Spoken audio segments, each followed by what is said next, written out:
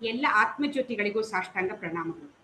ಎಲ್ಲರಿಗೂ ಇಂದಿನ ವಿವೇಕ ಚೂಡಾಮಣಿ ತರಗತಿಗೆ ಆಧಾರದ ಸ್ವಾಗತ. ತರಗತಿಯನ್ನು ಪ್ರಾರಂಭ ಮಾಡೋಕ್ಕಿಂತ ಮುಂಚೆ ಸದ್ಗುರುಗಳಿಗೆ ಹಾಗೂ ಗುರು ಪರಂಪರೆಗೆ ನಮ್ಮ ಗೌರವವನ್ನು ಸಲ್ಲಿಸೋಣ.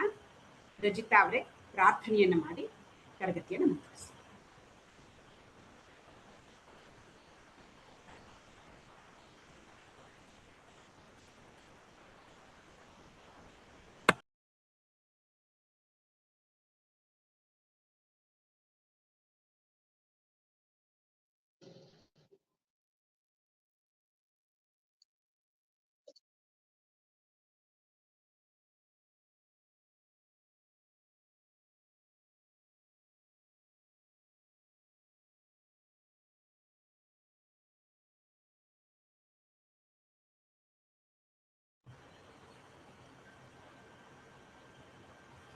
ಏನೋ ಪ್ರಾಬ್ಲಮ್ ಆಯ್ತಾ ರಜಿತಾ?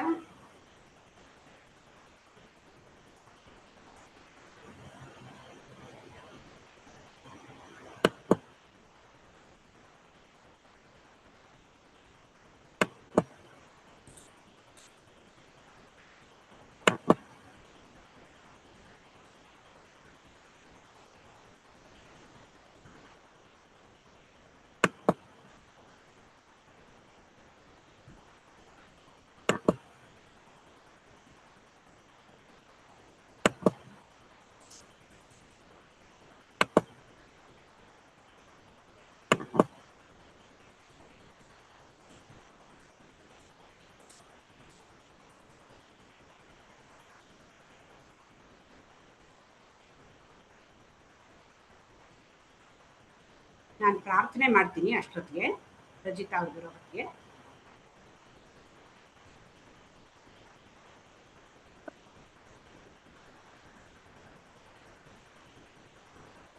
ಬಂದ್ರಾ?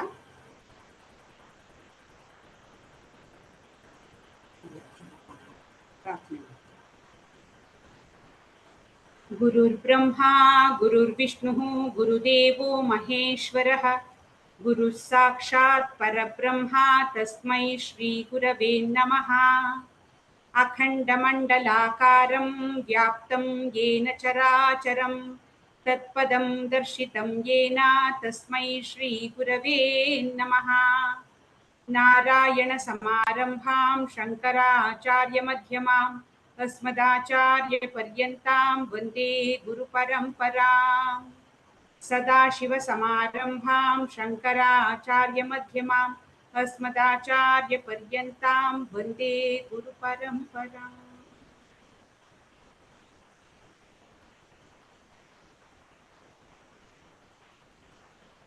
ವಿಡಿಯೋ ಆನ್ ಆಗದೆ ಹೋದ್ರೆ ಪರವಾಗಿಲ್ಲ, ಆಡಿಯೋ ಆಗುತ್ತಾ ನೋಡಿ ರಚಿತಾ, ಇಲ್ಲ ಅಂದ್ರೆ ನಾನೇ ಕಂಟಿನ್ಯೂ ಮಾಡ್ತೀನಿ.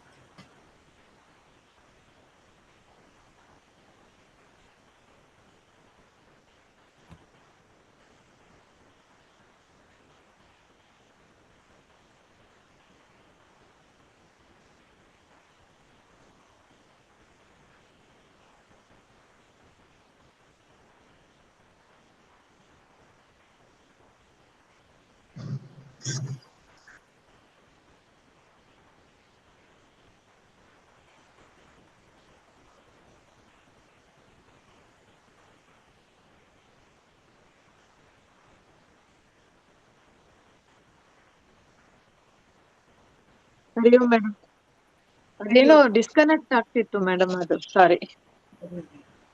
ಪ್ರೇಯರ್ ಆಗಿದೆ, ನೀವು ಕ್ವೆಶ್ಚನ್ ಆನ್ಸರ್ಸ್. ಹಾ ಸರಿ ಮೇಡಮ್.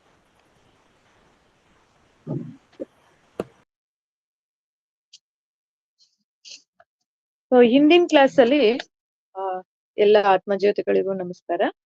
ಸದ್ಗುರುಗಳ ಪಾದಗಳಿಗೆ ಸಾಷ್ಟಾಂಗ ನಮನಗಳನ್ನ ಸಲ್ಲಿಸುತ್ತಾ ಇಂದಿನ ಮನನ ತರಗತಿಯನ್ನ ಶುರು ಮಾಡೋಣ. ಹಿಂದಿನ ಕ್ಲಾಸ್ ಅಲ್ಲಿ ನಾವು ಮನೋಮಯ ಕೋಶ ಮತ್ತೆ ವಿಜ್ಞಾನಮಯ ಕೋಶದ ಬಗ್ಗೆ ಚರ್ಚೆ ಮಾಡ್ತಿದ್ವಿ.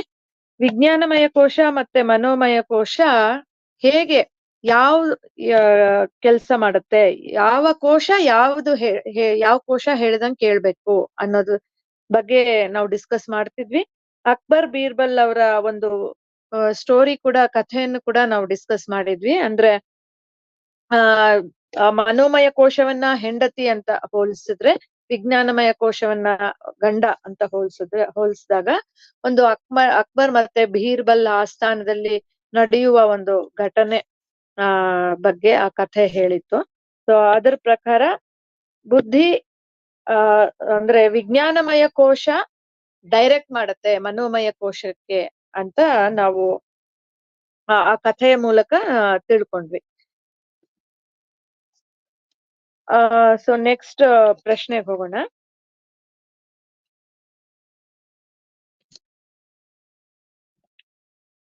ಈ ಚಿತ್ತ ಕೂಡ ಬುದ್ಧಿಯ ಒಂದು ಸಾಧನ ಹೇಗೆ ಅಂತ.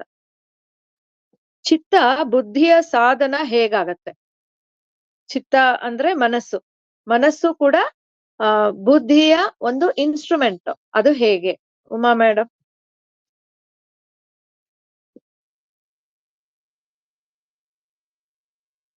ನೀವು ಇದು ಆಯ್ತಾ, ಇದು ಆತ್ಮಜ್ಞಾನ ಪಾಠ ಯಾರಿಗೆ ಅಂತದ್ದು ಅದಾಯ್ತಾ? ಇನ್ನಿಲ್ಲ, ಅದಿನ್ನೂ ಆಗಿಲ್ಲ ಮೇಡಮ್. ಅದ್ರ ಹಿಂದಿಂದ ಇದಾಯ್ತಲ್ವಾ ನಿಮ್ದು?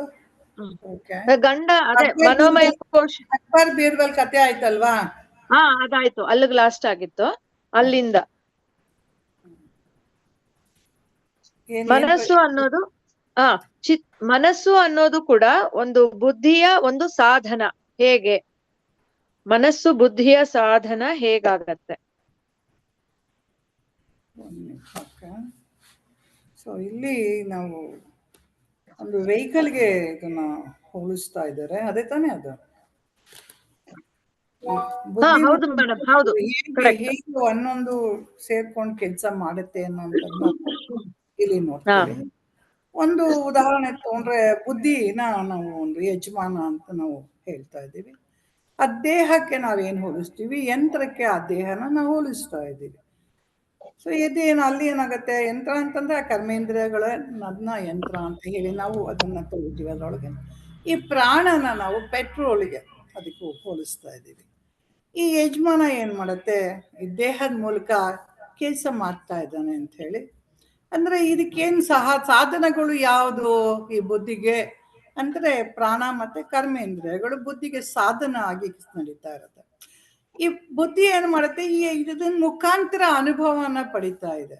ಆಗ ಏನಾಗುತ್ತೆ, ಅನುಭವ ಪಡೆದಾಗ ನಾನು ಭೋಗ್ತಾ ಅಂತ ಬುದ್ಧಿ ಹೇಳ್ತಾ ಕೂತ್ಕೊಳ್ಳುತ್ತೆ. ಆಮೇಲೆ ಏನ್ ಮಾಡುತ್ತೆ, ಜ್ಞಾನೇಂದ್ರಿಯಗಳ ಮುಖಾಂತರ ನಾನು ತಿಳ್ಕೊತಾ ಇದ್ದೀನಿ ಅಂತ ಹೇಳ್ಕೊಳ್ಳುತ್ತೆ. ತಿಳಿತಾ ಇದ್ದ ತಕ್ಷಣ ಏನಾಗುತ್ತೆ, ನಾನು ಜ್ಞಾತ ಅಂತ ಆಗುತ್ತೆ.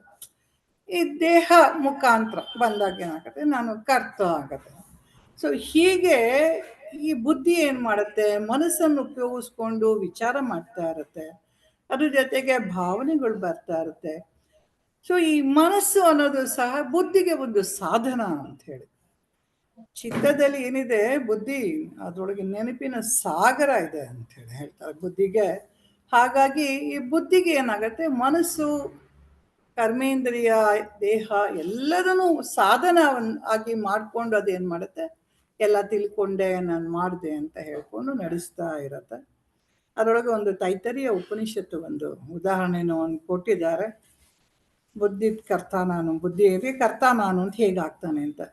ಅಂದ್ರೆ ಉಪನಿಷತ್ತಿದ ಅದು ಹೇಳಿಲ್ಲ, ವಿಜ್ಞಾನಂ ಯಜ್ಞ ಕರತೆ ಕರ್ಮಾಣಿ ಕರತೆ ಅಪಿಚ ಅಂತ ಹೇಳಿ ಒಂದು ಹೇಳಿದ್ದಾರೆ. ಸೊ ಹೇಗೆ ಎರಡು ತರ ಕರ್ಮಗಳನ್ನ ನಡೀತಾ ಇರತ್ತೆ ಅಂತ ನಮ್ಮಲ್ಲಿ ತಿಳಿಸ್ತಾ ಇದ್ದಾರೆ. ನಮಗೆ ಗೊತ್ತಿದೆ, ನಮಗೆ ಎರಡು ತರ ಕರ್ಮ ಹೇಗೆ ನಮಗೆ ಆಲ್ರೆಡಿ ನಾವು ತಿಳ್ಕೊಂಡಿದ್ದೀವಿ. ಲೌಕಿಕ ಕರ್ಮ ಅಂತ ಹೇಳಿ ನಾವು ಏನಾಗಿದೆ, ನಾವು ಹೊಟ್ಟೆಪಾಡಿಗಾಗಿ ಜೀವನ ಮಾಡ್ತಾ ಇದ್ದೀವಿ.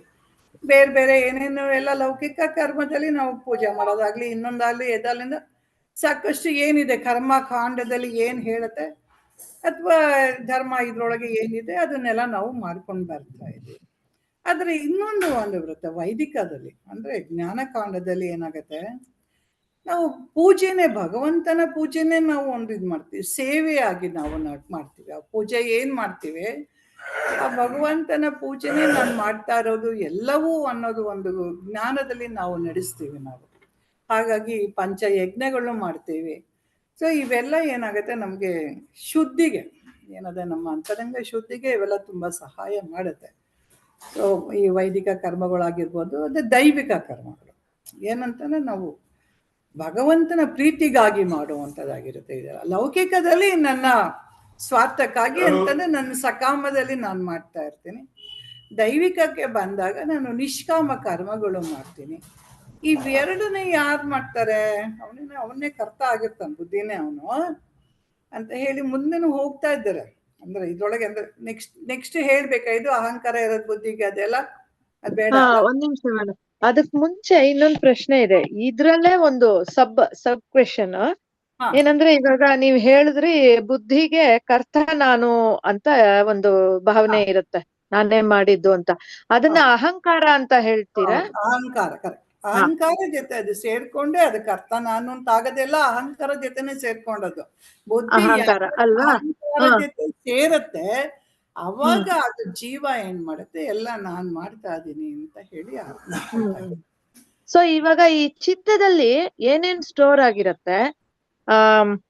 ಅಂದ್ರೆ ಚಿತ್ತ ಅಂದ್ರೆ ಮನಸ್ಸಿನಲ್ಲಿ ಭಾವನೆಗಳು ಬರ್ತಾ ಇರತ್ತಲ್ಲ, ಭಾವನೆಗಳು ಬರ್ತಾ ಇದೆ ಅಂದ್ರೆ ಅದು ಆಲ್ರೆಡಿ ಸ್ಟೋರ್ ಆಗಿರೋದ್ರಿಂದ ಅದು ಬರ್ತಾ ಇರತ್ತೆ ಅಲ್ವಾ ಮೇಡಮ್? ಅದು ಎರಡೂ ಆಗ್ಬೋದು. ಒಂದು ನನ್ನ ಚಿತ್ತದಲ್ಲಿ ಸ್ಟೋರ್ ಆಗಿರೋದು ಇರ್ಬೋದು, ಪ್ಲಸ್ ನಾನೀಗ ಹೊರಗಡೆ ನೋಡಿ ಸಂಗ್ರಹ ಮಾಡಿ ತಗೊಳ್ತಾ ಇರೋದು ಆಗಿರ್ಬೋದು. ಎರಡೂ ಇರುತ್ತೆ ಅದ್ರೊಳಗೆ, ಒಂದೇ ಅಂತ ಹೇಳಿ. ಇಂದ್ರಿಯಗಳು ಸದಾ ಕಾಲ ದುಡಿತಾ ಇರ್ತವೆ, ತಂದು ಒಳಗಡೆ ಕೊಡ್ತಾನೆ ಇರುತ್ತೆ. ಅದು ಕೆಲಸ, ಮನಸ್ಸಿಗೆ ಕೆಲಸ ಮಾಡ್ಬೇಕು ಅಂದ್ರೆ ಅದ್ರದ್ದು ಕೊಡ್ಬೇಕದು ಆಹಾರ. ಕ್ಷಣಕ್ಕೂ ಆಹಾರ ಬೇಕು ಅದಕ್ಕೆ ಮನ್ಸಿಗೆ. ಏನ್ ತಿನ್ಲಿ ಅಂತ ಇದು ಚೀನಿನ ಯಾರೋ ಒಬ್ಬ ಇದ್ದಾನಲ್ಲ, ಒಂದು ಮ್ಯಾಜಿಕ್ ಲ್ಯಾಂಪ್ ಅಲ್ಲಿ ಬಂದು ನಿಂತ್ಕೋತಲ್ಲ, ಹೇಳು ಕೆಲಸ ಹೇಳು ಅಂತ. ಹಾಗೆ ಮನಸ್ಸಿಗೆ ಸತತವಾಗಿ ಇಂದ್ರಿಯಗಳ ಕೆಲ್ಸನೇ ಅದು. ದುಡ್ದು ತಂದು ಕೊಡ್ತಾ ಇರ್ತವೆ. ಇದಕ್ಕೆ ಯಾವ್ದೊಂದು ಬೇಕೋ ಬೇಡ ಅಂತ ಗೊತ್ತಿಲ್ಲ, ಎಲ್ಲ ತುಂಬ್ಕೊಂಡ್ಬಿಡುತ್ತೆ. ಅಂತದಲ್ಲ ತಳ್ಳಕ್ ಹೋಗಲ್ಲ, ಯಾಕಂದ್ರೆ ಮನಸ್ಸು ಅಷ್ಟು ಇದಿರುತ್ತೆ, ಅದಕ್ಕೆ ಸ್ಟ್ರಾಂಗ್ ಆಗಿರುತ್ತೆ. ಎಲ್ಲ ನಂಗೆ ಬೇಕು ಅಂತ ಹೇಳ್ಕೊಂಡು. ಹಾಗಾಗಿ ಏನಾದ್ರೆ ಎಷ್ಟೊಂದ್ಸಲ ನಾವ್ ಹೇಳ್ತಾರಲ್ಲ, ಈಗ ನಿಮ್ ದುರ್ಯೋಧನ ಕತೆ ಹೇಳ್ದಾಗ ಅವ್ನ್ ಕೃಷ್ಣನ್ ಕೇಳ್ತಾನಲ್ವಾ, ನಿಂಗ್ ಗೊತ್ತಿಲ್ವಾ ಅಂದ್ರೆ, ಕೃಷ್ಣ ನನ್ಗೂ ಎಲ್ಲ ಗೊತ್ತು, ಯಾವ ತಪ್ಪು ಯಾವ ಸರಿ ಮಾಡ್ಬೇಕು ಬೇಡ ಎಲ್ಲ ಗೊತ್ತು, ಆದ್ರೆ ನನ್ ಮನಸ್ಸು ಏನ್ ಮಾಡೋದು ನನ್ ಕೇಳ್ತಾ ಇಲ್ಲ. ಅಂದ್ರೆ ಆ ಬುದ್ಧಿನೂ ಅದು ಓವರ್ಟೇಕ್ ಮಾಡ್ಕೊಂಡ್ಬಿಟ್ಟಿರತ್ತೆ ಮನಸ್ಸು. ಹಾಗಾಗಿ ಇವೆಲ್ಲ ನಡೀತಾರೋ ಅಂತ ನೋಡ್ತಾರೆ. ಸೊ ಸೊಲ್ಯೂಷನ್ ನಾವು ಏನು ಚಿತ್ತ ಶುದ್ಧಿ ಮಾಡ್ಕೊಳ್ಳೋದೊಂದೇನಾ ಸೊಲ್ಯೂಷನ್, ಅಥವಾ ಬೇರೆ ಇವಾಗ living in the presence moment ಅನ್ನೋದಕ್ಕೆ ನನಗೆ ಅರ್ಥ ಆಗ್ಬೇಕಲ್ಲ. ನನ್ಗೆ ಈ ಕ್ಷಣನೇ ನನ್ಗೆ ಭೂತ ಇಲ್ಲ ವರ್ತಮಾನ ಇಲ್ಲ, ನನಗೆ ವರ್ತಮಾನ ಇದೆ ಭವಿಷ್ಯತ್ತಿಲ್ಲ ಭೂತ ಇಲ್ಲ ಅನ್ನೋದು ನನಗೆ ಅರ್ಥ ಆಗಿದ್ ಯಾವಾಗ? ಜ್ಞಾನ ಬಂದಾಗ ಮಾತ್ರ ಅರ್ಥ ಆಗೋದು. ಆ ಜ್ಞಾನ ಬರ್ಲಿಲ್ಲ ಅಂದ್ರೆ ನನ್ಗೆ ಅರ್ಥವೇ ಆಗಲ್ಲ. ನಾನು ಭೂತದಲ್ಲೇ ಕೂತಿರ್ತೀನಿ, ಇಲ್ಲ ಅಂದ್ರೆ ವರ್ತಮಾನದಲ್ಲಿ ಭವಿಷ್ಯದಲ್ಲಿ ಇರ್ತೀನಿ ನಾನು. ನಮ್ ಸಹಜ ಅಲ್ವಾ? ಯಾವಾಗ್ಲೂ ಪಡ್ಕೋಬೇಕು ಅನ್ನೋದ್ರೊಳಗೆ ಇರ್ತೀವಿ ನಾವು. ನನ್ಗೆ ಪಡ್ಕೊಳ್ಳೋದು ಬೇಡ ಅನ್ನೋದು ನಾನು ಫುಲ್ ಸ್ಟಾಪ್ ನಂಗೆ ಬರೋದೇ ಇಲ್ಲ. ನನ್ಗೆ ನಾನೇ ಪರಿಪೂರ್ಣ ಅನ್ನೋ ಜ್ಞಾನ ಬರೋವರೆಗೂ ಈ ಇಂದ್ರಿಯಗಳದು ಡಾಮಿನೇಷನ್ ಇದ್ದೇ ಇರತ್ತೆ ಅಲ್ವಾ? ಇಂದ್ರಿಯಗಳಿಗಿಂತ ಮನ್ಸಿನ ಜಾಸ್ತಿ, ಮನಸ್ಸಿನೊಳಗೆ ಹಾಕ್ತಾ ಇರ್ತಾವ. ನೋಡಿ ಅದೇನಂತ ಒಳಗಡೆ ಹೋಗ್ತಾ ಇರುತ್ತೆ ಅಷ್ಟೇ. ಮನಸ್ಸಿಂದ ನೀವ್ ಏನೇನ್ ನೋಡೋದು ಇಂದ್ರಿಯಗಳಿಂದ ಏನ್ ನೋಡಲ್ಲ, ಮನಸ್ಸಿಂದಾನೇ ನೋಡೋದು. ಇಂದ್ರಿಯ ಏನು ನೋಡೋದಿಲ್ಲ ಅಲ್ಲಿ, ಅದೆಲ್ಲ ಪಾಪ ಇದ್ರ ತರ ಇರ್ತವೆ. ಅದ್ರ ಮನಸ್ಸು ಮುಖಾಂತರ ಇಂದ್ರಿಯ ಮುಂದಕ್ಕೆ ಹೋಗುವಂಥದ್ದು. ಇಂದ್ರಿಯಗಳ ಕೆಲ್ಸ ಕಡಿಮೆನೇ ಇರಲಿ. ಕರೆಕ್ಟ್. ಮತ್ತೆ ಸಮಾಧಿ ಮಾಡ್ತಾ ಸಹಜ ಸಮಾಧಿ, ಇವಾಗ ಗುರುಜಿ ನಮಗ್ ಮಾಡಿಸ್ತಾ ಇದಾರಲ್ಲ, ಸಹಜ ಸಮಾಧಿ ಮೆಡಿಟೇಷನ್ ಧ್ಯಾನ ಮಾಡ್ತಾ ಚಿತ್ತ ಶುದ್ಧಿ ಆಗತ್ತೆ ಅಂತ ಹೇಳ್ತಾರೆ. ಅದು ಆವಾಗ ಏನಾಗತ್ತೆ, ಒಳಗಡೆ ಇರೋ ಇದೆಲ್ಲ ಆಚೆ ಬರತ್ತಾ, ಅಥವಾ ನಮಗೆ ಇವಾಗ ಚಕ್ರ ಧ್ಯಾನ ಮಾಡಿದಾಗ ಅಲ್ಲಿ ಕಾನ್ಸಂಟ್ರೇಟ್ ಮಾಡ್ತೀವಿ, ಅದು ಹೆಂಗೆ ಈ ಮನಸ್ಸಿನ ಮೇಲೆ ಪ್ರಭಾವ ಬೀಳತ್ತೆ ಮೇಡಮ್? ಅವಾಗ ನೋ ಮೈಂಡ್ ಸ್ಟೇಟ್ ಹೋಗಿರ್ತೀವಲ್ವಾ ನಾವು, ಬ್ಲಾಂಕ್ ಸ್ಟೇಟ್ಗೆ. ಸಹಜ ಮೈಂಡ್ ಸ್ಟೇಟ್ ಅಲ್ಲಿ ಏನು ಇರಲ್ಲ. ನೋ ಮೈಂಡ್ ಸ್ಟೇಟ್ ಅಲ್ಲಿ ಏನು ಇರಲ್ಲ. ಅಂದ್ರೆ ಈ ಸಮಾಧಿ, ನೀವು ತುಂಬಾ ಅತಿಯಾದ ಧ್ಯಾನ ಸಮಾಧಿ ಎಲ್ಲ ಮಾಡ್ತಾರಲ್ಲ, ನೋ ಮೈಂಡ್ ಸ್ಟೇಟ್ ಬಿಟ್ಟು ಇನ್ನೊಂದ್ ಸ್ವಲ್ಪ ಅರ್ಧಂಬರ್ಧ ಹಂತದಲ್ಲಿ ಇರತ್ತಲ್ಲ, ಅದೆಲ್ಲ ಏನಾಗುತ್ತೆ ಅಂದ್ರೆ ನನ್ ಚಿತ್ತಶುದ್ಧಿಗೆ ಅವೆಲ್ಲ ಇರೋದು. ನೀವ್ ಏನೇ ಸಮಾಧಿ ಮಾಡಿದ್ರು ಜ್ಞಾನ ಬರ್ದಲೆ ನಿಮ್ಗೆ ಆ ಸಮಾಧಿಗೆ ಏನು ಫಲ ಸಿಗಲ್ಲ. ಸಮಾಧಿ ಮಾಡ್ತೀರಾ ನೀವು, ನೋ ಮೈಂಡಿಗೂ ಹೋಗ್ತೀರಾ, ನೀವೆಲ್ಲ ಹೋಗ್ತೀರಾ. ಆದ್ರೆ ಅದು ಏನು ಅನ್ನೋದು ಗೊತ್ತಾಗ್ಬೇಕಲ್ಲ, ಅದು ಗುರುವಿಂದ ಮಾತ್ರನೇ ಅದು ಗೊತ್ತಾಗದ. ನಾವೇನ್ ಮಾಡ್ತಾ ಇದೀವಿ, ನಮ್ಗೆ ಏನಮ್ಮ ಗೊತ್ತು ಆತ್ಮ ಅಂತ, ಅಥವಾ ನೋ ಮೈಂಡ್ ಸ್ಟೇಟ್ಗೆ ಆ ಸ್ಥಿತಿ ಅಂತ ನಮಗ್ ಗೊತ್ತಾ? ನಮ್ಗೇನು ಗೊತ್ತಿಲ್ಲ. ಯಾವಾಗ ಗೊತ್ತಾಗೋದು? ಗುರು ನಮ್ಗೆ ಕರೆಕ್ಟ್ ತಿಳಿಸ್ಕೊಟ್ಟಾಗ. ಗುರು ಏನು ಹೇಳ್ತಾರೆ, ಅದೇ ಹೇಳ್ತಾರಲ್ಲ, ಏನು ನೇತಿ ಮಾರ್ಗ ಆಗಿರ್ಬೋದು, ಅಥವಾ ಅಧ್ಯಾರೋಪ ಅಪವಾದ ಮುಖಾಂತರ ಆಗಿರ್ಬೋದು, ಅದ್ರ ಮುಖಾಂತರ ತಿಳಿಸ್ತಾರೆ. ನಾನು ಕೊನೆ ಹಂತದ್ದು ಅದು ನಮಗ್ ಸೇರಿದ್ದು. ಕೊನೆ ಎಂಟು ಹಂತ ಇದೆಯಲ್ಲ, ಅದು ನಮ್ಮದೇ ಪ್ರಯತ್ನ. ಅದು ಬೇರೆ ಯಾವ್ದು ಪ್ರಯತ್ನ ಆಗಲ್ಲ. ಆ ಪ್ರಯತ್ನಕ್ಕೆ ನಮ್ಮದೇ ಆದ ಅಂದ್ರೆ ಶುದ್ಧಿ ಗುರು ಬೇಕೇ ಬೇಕು. ಆ ಗುರುವನ್ನ ನಾವು ಬುದ್ಧಿಗೆ ಹೋಲಿಸ್ಬೋದಾ? ನಮ್ಮ ಬುದ್ಧಿಯಲ್ಲಿ ಗುರುವಿನ ಮಾತಿನ ವಿವೇಕ ಅಂದ್ರೆ ಶ್ರವಣ, ಗುರುವಿನಿಂದ ನಾವ್ ಏನ್ ಕೇಳಿಸ್ಕೊಂಡಿರ್ತೀವೋ ಅದು ನಮ್ಮ ಬುದ್ಧಿಯಲ್ಲಿ ಸ್ಟ್ರಾಂಗ್ ಆಗಿ ಶ್ರವಣ ಮಾತ್ರೇಣ ಮುಕ್ತಿ ಅಂತಾರಲ್ಲ, ಸೊ ಅದನ್ನ ನಾವು ಬುದ್ಧಿಯಲ್ಲಿ ಇಟ್ಕೊಂಡಾಗ ನಾವು ವಿವೇಕದಿಂದ ನಾವು ತಗೊಳಕ್ಕೆ ಹೋಗ್ಬಾರ್ದು ಅಲ್ವಾ? ನಮ್ಗೆ ಯಾವ್ದು ನಮ್ಮ ಇದಕ್ಕೆ ಮನಸ್ಸು ಚಂಚಲಗೊಳಿಸತ್ತೋ ಅಥವಾ ನಮ್ಮ ಆ ಜ್ಞಾನದ ಮಾರ್ಗಕ್ಕೆ ಅಡ್ಡ ಬರುತ್ತೋ ಆ ತರದನ್ನ ನಾವು ನೆಗ್ಲೆಕ್ಟ್ ಮಾಡ್ತಾ ಹೋಗ್ಬೇಕು. ವಿವೇಕದಿಂದ ಮಾತ್ರ ಸಾಧ್ಯ ಅಂತ. ಸೊ ನಮಗೆ ಈ ವಿವೇಕ ವೈರಾಗ್ಯ ಅನ್ನೋದು ಎರಡು ಫಸ್ಟ್ ನನಗೆ ಅರ್ಥ ಆಗಿರ್ಬೇಕು. ಆತ್ಮ ಅನಾತ್ಮ ವಿವೇಕ, ನಿತ್ಯ ಅನಿತ್ಯ ವಿವೇಕ ಅನ್ನೋದು ನನಗೆ ಸ್ಪಷ್ಟವಾಗಿ ಗೊತ್ತಿರ್ಬೇಕು. ನನಗೆ ಯಾವಾಗ ಸ್ಪಷ್ಟತೆ ಬರುತ್ತೆ? ನಮ್ಗೆ ಜಡ ಚೇತನದ ಒಂದು ಅರಿವು ಗೊತ್ತಾದಾಗ ನಂಗೆ ಅದು ಸ್ಪಷ್ಟ ಜ್ಞಾನ ಬರುತ್ತೆ. ಅವಾಗ ನಾನೇನ್ ಮಾಡ್ತೀನಿ, ಈ ಜಡದ್ನೆಲ್ಲ ಸಪರೇಟ್ ಮಾಡ್ಕೊಳ್ತೀವಿ. ಈಗ ನಮ್ ಕೆಲಸ ನಾವ್ ಇವಾಗ ಏನ್ ಮಾಡ್ತಾ ಇದೀವಿ, ಯಾವ್ದಾರ್ದು ಇವಾಗ ಎಲ್ಲಾ ಜಡಗಳ್ದೆ ನಾವ್ ಇವಾಗ ಅವ್ರು ಇಷ್ಟೊತ್ತವರೆಗೂ ನಾವ್ ಬುದ್ಧಿ ತನಕ ಜಡ, ಅಂತಃಕರಣ ಜಡ ಅನ್ನೋದ್ನೇ ಅದ್ರದ್ದು ಏನೇನ್ ಸ್ವಭಾವ ಇದೆ, ಅದ್ ಹೇಗೆ ಕೆಲಸ ನಡೀತಾ ಇದೆ ಅನ್ನುವಂಥದ್ದು ನಾವ್ ಇವಾಗ್ಲೂ ಇಲ್ಲಿವರೆಗೂ ತಿಳ್ಕೊತಾ ಇರೋದು. ಅಂದ್ರೆ ಇದಕ್ಕೆ ಈ ಕೆಲಸ ಮಾಡಕ್ಕೆ ಇವೆಷ್ಟೆಲ್ಲ ಕೆಲಸ ಮಾಡ್ತಾ ಇರೋದಕ್ಕೆ ಏನು ಕಾರಣ ಅನ್ನೋದನ್ನ ನಾವ್ ಇವಾಗ ತಿಳ್ಕೊತಾ ಇದ್ವಿ. ಏನು ಕಾರಣ ಇದಕ್ಕೆ? ಅಹಂಕಾರ ಕಾರಣನ? ಅಹಂಕಾರ ಅಂದ್ರೆ ಯಾವ ತರದ ಅಹಂಕಾರ? ನಾನು ಏನ್ ತಿಳ್ಕೊಂಡಿದ್ದೀನಿ ಅಹಂಕಾರದ ಬಗ್ಗೆ ಆಗ್ಲಿ ಅನ್ನೋದು ಒಂದು ಫಸ್ಟ್ ಬರುತ್ತೆ. ಈ ಚೈತನ್ಯ ಅದು ಹೇಗೆ ಬರುತ್ತೆ ಅನ್ನೋದನ್ನ ನಾವ್ ನೆಕ್ಸ್ಟ್ ತಿಳ್ಕೊತಾ ಇದ್ವಿ. ಇದೆಲ್ಲದಕ್ಕೂ ಮೂಲ ಕಾರಣ, ಮೂಲ ತತ್ವ ಏನಿದೆ, ಯಾವ್ದ್ರಿಂದ ಇದಕ್ಕೆ ಕಾರಣಕ್ಕೆ. ಪ್ರತಿ ಸಲ ಒಂದು ಫ್ಯಾನ್, ಎಲೆಕ್ಟ್ರಿಸಿಟಿ ಉದಾಹರಣೆ ಕೊಡ್ತಾ ಇರ್ತಾರೆ.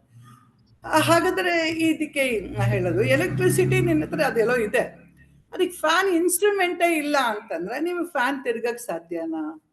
ಇಲ್ಲ. ಈ ದೇಹ ಇದೆ, ಈ ದೇಹ ಜಡ ಇರ್ಬೋದು, ಆದ್ರೆ ಇದಕ್ಕೆ ಒಂದು ಎಲೆಕ್ಟ್ರಿಸಿಟಿ ಕನೆಕ್ಷನ್ ಕೊಡದೆ ಇದ್ರೆ ಇದು ಕೆಲಸ ಮಾಡುತ್ತಾ? ಇದಕ್ಕೆ ಚೈತನ್ಯದು, ನಿಮ್ಗೆ ಚೈತನ್ಯದು ಇದಕ್ಕೆ ಬೆಳಕು ಅದು ಬರ್ಲಿಲ್ಲ ಅಂದ್ರೆ ಈ ದೇಹ ಕೆಲಸ ಮಾಡಲ್ಲ. ಸೊ ಇವೆರಡು ಒಂದಾಗೆ ಕೆಲಸ ಮಾಡುವಂಥದ್ದು ಇದು. ಅದಕ್ಕೆ ಏನ್ ಹೇಳ್ತಾರೆ, ಫಸ್ಟ್ ನೀನು ಆತ್ಮ ಅನಾತ್ಮನ ಪ್ರತ್ಯೇಕ ಮಾಡು ಅಂತ, ಆಮೇಲೆ ಎಲ್ಲಾ ಅನಾತ್ಮವು ಆತ್ಮವೇ ಅಂತ ನೀನು ಸೇರಿಸ್ಕೊ ಅಂತ. ಅಂದ್ರೆ ಎಲ್ಲ ಸಾಧನಗಳು ಅಂತ ಹೇಳಿ. ಏನೋ ಒಂದ್ ಕೆಲಸ ಮಾಡ್ಬೇಕಾದ್ರೆ ಎಲ್ಲ ಸಾಧನವಾಗಿ ನಾವ್ ಇಟ್ಕೊಂಡಿದ್ದೀವಿ. ಇಲ್ದೆಲ್ಲ ಇದ್ರೆ ಸಾಧ್ಯ ಇಲ್ಲ. ಯಾವ್ದೋ ಒಂದು ಅಡ್ಗೆ ಆಗ್ಬೇಕಂದ್ರೆ ಪ್ರತಿಯೊಂದು ಬೇಕು. ಒಂದಲ್ಲಿ ಸ್ಟವ್ ಬೇಕು, ಇದು ಬೇಕು, ಪಾತ್ರೆಗಳು ಬೇಕು, ತರಕಾರಿ ಸಮಥಿಂಗ್ ಎಲ್ಲದು ನಾನು ಏನ್ ಮಾಡ್ಬೇಕು ಅನ್ನೋದಕ್ಕೆ ಎಲ್ಲದು ಇರ್ಬೇಕು. ಆ ಎಲ್ಲ ಸಾಧನನೇ ಅದು ಅಡಿಗೆ ಆಗ್ಲಿಲ್ಲ. ಬರೀ ಬೇಳೆ ಇದ್ರು ಸಾರಾಗ್ಲಿಲ್ಲ, ಬರೀ ಎಣ್ಣೆ ಇದ್ರು ಸಾರಾಗ್ಲಿಲ್ಲ, ನೀರಿದ್ರು ಸಾರಾಗ್ಲಿಲ್ಲ, ಇವೆಲ್ಲ ಇದು ಒಲೆ ಉರಿ ಇಲ್ದೆ ಇದ್ರು ಆಗಲ್ಲ ಪಾತ್ರೆ ಇಲ್ಲ ಅಂದ್ರೆ. ಇದೆಲ್ಲವೂ ಸಾಧನಗಳು ಯಾವ್ದಕ್ಕೆ? ಒಂದು ಅಡಿಗೆಗೆ ಅಂತ. ನಾವು ಕೊನೆಗೆ ಫೈನಲ್ ಏನದು? ಆ ಆತ್ಮ ಏನು ಚೈತನ್ಯ ಅಂತಿದೆ. ಸೊ ಅದಕ್ಕೆ ಇವೆಲ್ಲ ಸಾಧನಗಳು, ದೇಹ, ಮನಸ್ಸು, ಬುದ್ಧಿ, ಇಂದ್ರಿಯಗಳು ಏನೇ ಅವೆಲ್ಲ ಸಾಧನಗಳಾಗಿ ಅದು ಉಪಯೋಗಿಸ್ಕೊಂಡು ಕೆಲಸ ನಡೀತಾ ಇರತ್ತೆ ಅನ್ನೋದನ್ನ ಇಲ್ಲಿ ಪ್ರತಿ ಒಂದು ಇದಕ್ಕೆ. ಅದು ನನ್ಗೆ ಅದು ಲಾಸ್ಟ್ ಟೈಮ್ ಆತ್ಮಜ್ಞಾನ ಪಾಠ ಯಾರಿಗೆ ಅನ್ನೋದಕ್ಕೆ ಮೇಡಮ್ ಸಾಕಷ್ಟು ವಿಡಿಯೋಸ್ ಎಲ್ಲ ಕಳಿಸ್ಕೊಟ್ಟಿದ್ರು.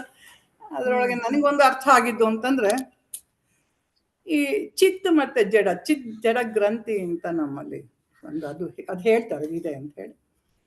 ಚಿತ್ ಅಂತಂದಾಗ ಕಾನ್ಶಿಯಸ್ನೆಸ್, ಜಡ ಅಂದ್ರೆ ಅಂತಃಕರಣ, ಇವೆರಡು ಸೇರಿರೋದು ಒಂದಿರತ್ತೆ.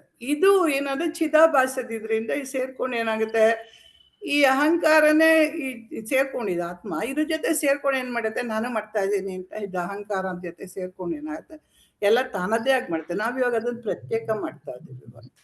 ಅಂದ್ರೆ ಜ್ಞಾನದಿಂದ ಯಾವ್ದನ್ನು ಬಿಡಿಸೋದಾಗ್ಲಿ, ಅದೇನೋ ಹೇಳ್ತಾರೆ, ಒಂದು ಉದಾಹರಣೆ ಹೇಳ್ತಾರೆ, ಈರುಳ್ಳಿ ಸಿಪ್ಪೆ ಉದಾಹರಣೆ ಎಲ್ಲ ಕೊಟ್ಟಂಗೆ, ಅವು ಯಾವ ಈರುಳ್ಳಿ ಸಿಪ್ಪೆ ಬಿಡಿಸೋದಂಗೂ ಅಲ್ಲ, ಏನೂ ಅಲ್ಲ. ಜ್ಞಾನದಿಂದ ಮಾತ್ರ ನಾವು ಅದನ್ನ ಪ್ರತ್ಯೇಕ ಮಾಡ್ತೀವಿ. ಅಷ್ಟು ಪ್ರತ್ಯೇಕ ಮಾಡಕ್ಕೂ ಸಾಧ್ಯ ಇಲ್ಲ. ಜ್ಞಾನದಿಂದ ಒಂದು ಅನುಭವಕ್ಕೆ ತಂದ್ಕೋತೀವಿ ನಾವು ಅಷ್ಟೇ. ಇದನ್ನೆಲ್ಲ ಇದು ಅದು ಬಿಟ್ರೆ ಬೇರೆ ತರದಲ್ಲ. ಇದು ಅಹಂಕಾರ. ಲೋ ಮೈಂಡ್ ಸ್ಟೇಟ್ ಅನ್ನೋದು ಯೋಗ ಮಾರ್ಗದಲ್ಲೂ ಇದೆ, ಜ್ಞಾನ ಮಾರ್ಗದಲ್ಲೂ ಇದೆ ಮೇಡಮ್. ನೋ ಮೈಂಡ್ ಸ್ಟೇಟ್ ಅಂದ್ರೆ ಅಲ್ಲಿ ತಾತ್ಕಾಲಿಕ ಏನೋ ಮನ ಬುದ್ಧಿ ಅಹಂಕಾರ ಎಲ್ಲ ಒಂಥರ ಇದಾಗಿರುತ್ತೆ, ಡಾರ್ಮೆಂಟ್ ಸ್ಟೇಟ್ ಅಲ್ಲಿ ಇರುತ್ತೆ ಅಲ್ವಾ, ಡಾರ್ಮೆಂಟ್ ಸ್ಟೇಟ್ ಅಲ್ಲಿ. ಇಲ್ಲಿ ಜ್ಞಾನ ಮಾರ್ಗದಲ್ಲಿ know your mind state, that's all. ಇಷ್ಟು ಮೇಡಮ್ ಅವ್ರು ಹೇಳ್ತಿದ್ರು. One is know mind state, one is know your mind state. ಅಂದ್ರೆ ದೇಹ ಮನ ಬುದ್ಧಿ ಅಹಂಕಾರ ಚಿತ್ತ ಇದರಿಂದ ಕಾರ್ಯನಿರ್ವಹಿಸ್ತಾ ಇದೆಯಪ್ಪ. ಆದ್ರೆ ಇದಕ್ಕೆಲ್ಲದಕ್ಕೂ ಅಧೀನವಾಗಿರೋದು ಒಂದು ಚೈತನ್ಯ ಸ್ವರೂಪ ಇದೆ. You know that state, then you will become calm ಅಂತ ಸಿಂಪಲ್ ಆಗಿ ಅಂದ್ರೆ ಎಲಾಬ್ರೇಟ್ ಮಾಡ್ಕೊಂಡು ಹೇಳಿದ್ದಾರೆ. ಅದು ನಮ್ಮ ಮನೆಯವ್ರು ಹೇಳಿದ್ರು. ಅದಕ್ಕೆ ನಾನು ಸಿಂಪಲ್ ಆಗಿ ಅಲ್ಲಿ know mind state, KNOW, know your state. ಚೆನ್ನಾಗಿದೆ ಸರ್ ಅದು. Actually know your mind state at every moment. Know your state, ನಿನ್ ತಿಳ್ಕೊ ನೀನು ಅಂತ ಹೇಳ್ತೇನೆ. ಇದು ಈಗ ನಿನ್ನ ಮನಸ್ಸು ಯಾವ ಸ್ಟೇಟ್ ಅಲ್ಲಿ ಇದೆ ಅಂತ. ಅದು ಕೆಲ್ಸ, ಮನಸ್ಸಿನ ಕೆಲ್ಸನೇ ಏನ್ ಬೇಕೋ ಅದ್ ಮಾಡ್ಕೋತಾ ಇರುತ್ತೆ. ಅದಕ್ಕೆ ನಾವ್ ಎಷ್ಟು ಪ್ರಾಮುಖ್ಯತೆ ಕೊಡ್ಬೇಕು ಅನ್ನೋ ಅಂತದ್ನ ನಾವ್ ಏನ್ ಬೇಕಾರೋ ಅದಕ್ಕೆ ಕಲ್ಪನೆಗಳು ಮಾಡ್ಬೋದು, ಏನ್ ಬೇಕಾರೋ ಅದಕ್ಕೆ ನಾವ್ ಇಲ್ಲ ಇದು ಕೆಲ್ಸನ ಇದು ಅಂತ ಬಿಡ್ಲೇಬಹುದು. ಆ ಕ್ಷಣಕ್ಕೆ ನಂಗೆ ಗೊತ್ತಾಗ್ಬೇಕು ಅದು ಏನ್ ಬಂತು ಏನ್ ಹೋಯ್ತು ಅನ್ನೋದು. ಎಲ್ಲ ಪ್ರಿಯಾರಿಟೀಸ್ ಅಲ್ವಾ ಮೇಡಮ್, ಎಲ್ಲ ಪ್ರಿಯಾರಿಟೀಸ್. ಹೆಂಗೆ ನಾವು ಮನಸ್ಸೊಳಗೆ ನಾವ್ ಯಾವ ವಿಷಯಗಳು ತಗೋತೀವಿ ಅಥವಾ ಯಾವ ವಿಷಯಗಳು ಬೇಡ ಅನ್ನೋದು ವಿವೇಕದಿಂದ ನಾವು ಪ್ರಿಯಾರಿಟೈಸ್ ಮಾಡ್ಬೇಕು ಅಲ್ವಾ. ಸೊ ನಮಗೆ ಚಿತ್ತಶುದ್ಧಿ ಆಗೋದಿಕ್ಕೆ ಎಂತ ವಿಚಾರಗಳು, ಈಗ ಇಲ್ಲಿ ಲೌಕಿಕ ಕರ್ಮ ದೈವಿಕ ಕರ್ಮ ಅಂತ ಹೇಳಿದ್ದಾರೆ. ಸೊ ಆತರ ನಾವು ಹೆಚ್ಚಾಗಿ ಲೌಕಿಕ ಕರ್ಮಗಳೇ ಮಾಡ್ತಾ ಇದ್ದಾಗ ನಮ್ಗೆ ಅವಾಗ ಪರಿಶುದ್ಧ ಆಗೋದಕ್ಕೆ ಕಡಿಮೆ ಇರತ್ತೆ, ಚಾನ್ಸಸ್ ಕಡಿಮೆ ಇರತ್ತೆ. ಇನ್ನು ಹಾಕೋತಾ ಹೋಗ್ತೀವಿ, ನಾವು ಚಿತ್ತದಲ್ಲಿ ತುಂಬಿಸ್ಕೊತಾ ಹೋಗ್ತೀವಿ. ಅದೇ ನಾವು ಅವೇರ್ನೆಸ್ ಅಲ್ಲಿ ಇದ್ದಾಗ ನಾನು ಎಂತ ಕರ್ಮಗಳನ್ನ ಮಾಡ್ತಾ ಇದ್ದೀನಿ. ಇವಾಗ ಗುರುಜಿ ಹೇಳ್ತಾರಲ್ಲ ಟು ಡೂ ಲಿಸ್ಟ್ ಅಂತ, ಏಳು ಕೆಲ್ಸಗಳು, ಅದ್ರಲ್ಲಿ 5 ನೀನು ಲೌಕಿಕ ಕರ್ಮ ಮಾಡು, ಇನ್ನ 2 ಆತ್ಮನೋ ಮೋಕ್ಷಾರ್ಥಂ ಜಗದ್ಹಿತಾಯ ಮಾಡು. ಆತರ ಆಗ್ಬಿಟ್ಟಲ್ರಿ, ಸಿಂಪಲ್ ಅಲ್ರಿ ಅಂತ ಎಷ್ಟು ಚೆನ್ನಾಗಿ ಹೇಳ್ತಾರೆ ಗುರುಜಿ. ಸೊ ಹಾಗೆ ನೀವು ಹೇಳಿದ್ರಲ್ಲ, ಅಂದ್ರೆ ಇವಾಗ ಉಮಾ ಅವ್ರು ಹೇಳಿದ್ರು, ಕ್ಲಿಯರ್ ಆಗಿ ಹೇಳಿದ್ರು, ಅಂದ್ರೆ ಜ್ಞಾನ ಇಲ್ದೇನೆ ಅದು ಪರಿಪೂರ್ಣ ಅಲ್ಲ. ಜ್ಞಾನಕ್ಕೆ ಬಂದ ಮೇಲೆ ನಮ್ಗೆ ಕ್ಲಿಯರ್ ಆಗಿ ಗೊತ್ತಾಗುತ್ತೆ. ಈಗ ನಮ್ಗೆಲ್ಲ ಏನಾಗಿದೆ, ಸ್ವಲ್ಪ ಮಟ್ಟಿನ ಪೂರ್ವ ಜನ್ಮದ ಪುಣ್ಯದಿಂದ, ಈಗ ಜನ್ಮದಲ್ಲಿ ಮಾಡಿರೋ ಸ್ವಲ್ಪ ಮಟ್ಟಿನ ಪುಣ್ಯದಿಂದ ಗುರುಗಳ ಸಂಪರ್ಕ ಸಿಕ್ಬಿಟ್ಟಿದೆ. ಹಾಗಂತ ಬೇಕಾದಷ್ಟು ಬ್ಯಾಕ್ಲಾಗ್ ಇದೆ, ಬೇಕಾದಷ್ಟು ವಾಸನೆಗಳಿದೆ, ಏನ್ ಇಲ್ಲದೆ ಏನ್ ಪೂರ್ಣ ಶುದ್ಧ ಆಗಿಲ್ಲ, ಬಟ್ ಸಿಕ್ಬಿಟ್ಟಿದೆ. ಹಂಗಾಗಿ ಏನಾಗಿದೆ, ನಮ್ಗೆ ಇವಾಗ ಶ್ರವಣ ಮನನ ನಿಧಿಧ್ಯಾಸನದ ಇಂಪಾರ್ಟೆನ್ಸ್ ಗೊತ್ತಾಗಿದೆ. ಆ ಇಂಪಾರ್ಟೆನ್ಸ್ ಗೊತ್ತಾಗಿರೋದ್ರಿಂದ ನಿಧಿಧ್ಯಾಸನವನ್ನ ಹೇಗ್ ಮಾಡ್ಬೇಕು ಅನ್ನೋದು ಚೆನ್ನಾಗಿ ಗೊತ್ತಾಗಿದೆ. ನಾನು ರೂಪಾನ್ವಿತ್ ಶಬ್ದಾನ್ವಿತ್ ಸವಿಕಲ್ಪ ಸಮಾಧಿಗಳ ಮೂಲಕ ನಾನು ಸಾಕ್ಷಿ ಅನ್ನೋದನ್ನು ಸ್ಪಷ್ಟಪಡಿಸ್ಕೊಂಡು, ಸಾಕ್ಷಿಯಾದ ನಾನು ಶುದ್ಧವಾದ ಅರಿವು, ನಾನು ಅಸಂಗ ಅಂತ ತಿಳ್ಕೊಂಡು ಸುಮ್ಮನೆ ಕೂತ್ಕೊಳ್ಳುವಂಥದ್ದು ನಿಧಿಧ್ಯಾಸ ಅನ್ನೋದು ನಮಗೆ ತಿಳಿದಿದೆ. ಆ ರೀತಿಯಲ್ಲಿ ನಾವು ಕೊಂಡಾಗ ಬರುತ್ತೆ ವಾಸನೆಗಳು. ಬಂದಾಗ ಗೊತ್ತಾಗತ್ತೆ, ಓ ವಾಸನೆಗಳು ಬರ್ತಾ ಇದೆ, ನಾನು ಸಾಕ್ಷಿ, ವಾಸನೆಗಳು ನನಗೂ ಸಂಬಂಧ ಇಲ್ಲ ಅಂತ ಹೇಳಿ ಆ ಒಂದು ಸೆಪರೇಷನ್ ನಾವು ಮಾಡ್ಕೊಳಕ್ಕೆ ಬರುತ್ತೆ. ಇವಾಗ ಹಾಗೆ ಮಾಡ್ಕೊಂಡು ಮತ್ತೆ ಅದ್ರ ಪಾಡ್ಗದ ವಾಸನೆಗಳನ್ನ ಬಿಟ್ಬಿಡೋದು, ನನ್ನ ಪಾಡಿಗೆ ನಾನು ಕೂತ್ಕೊಂಡು. ಹಾಗಾದಾಗ ವಾಸನೆಗಳು ಮೇಲಿಗೆ ಬಂದಿದ್ದ ವಾಸನೆಗಳು ಹೊರಟು ಹೋಗ್ಬಿಡುತ್ತೆ, ಮತ್ತೆ ವಾಪಸ್ ಒಳಗೆ ಹೋಗಲ್ಲ.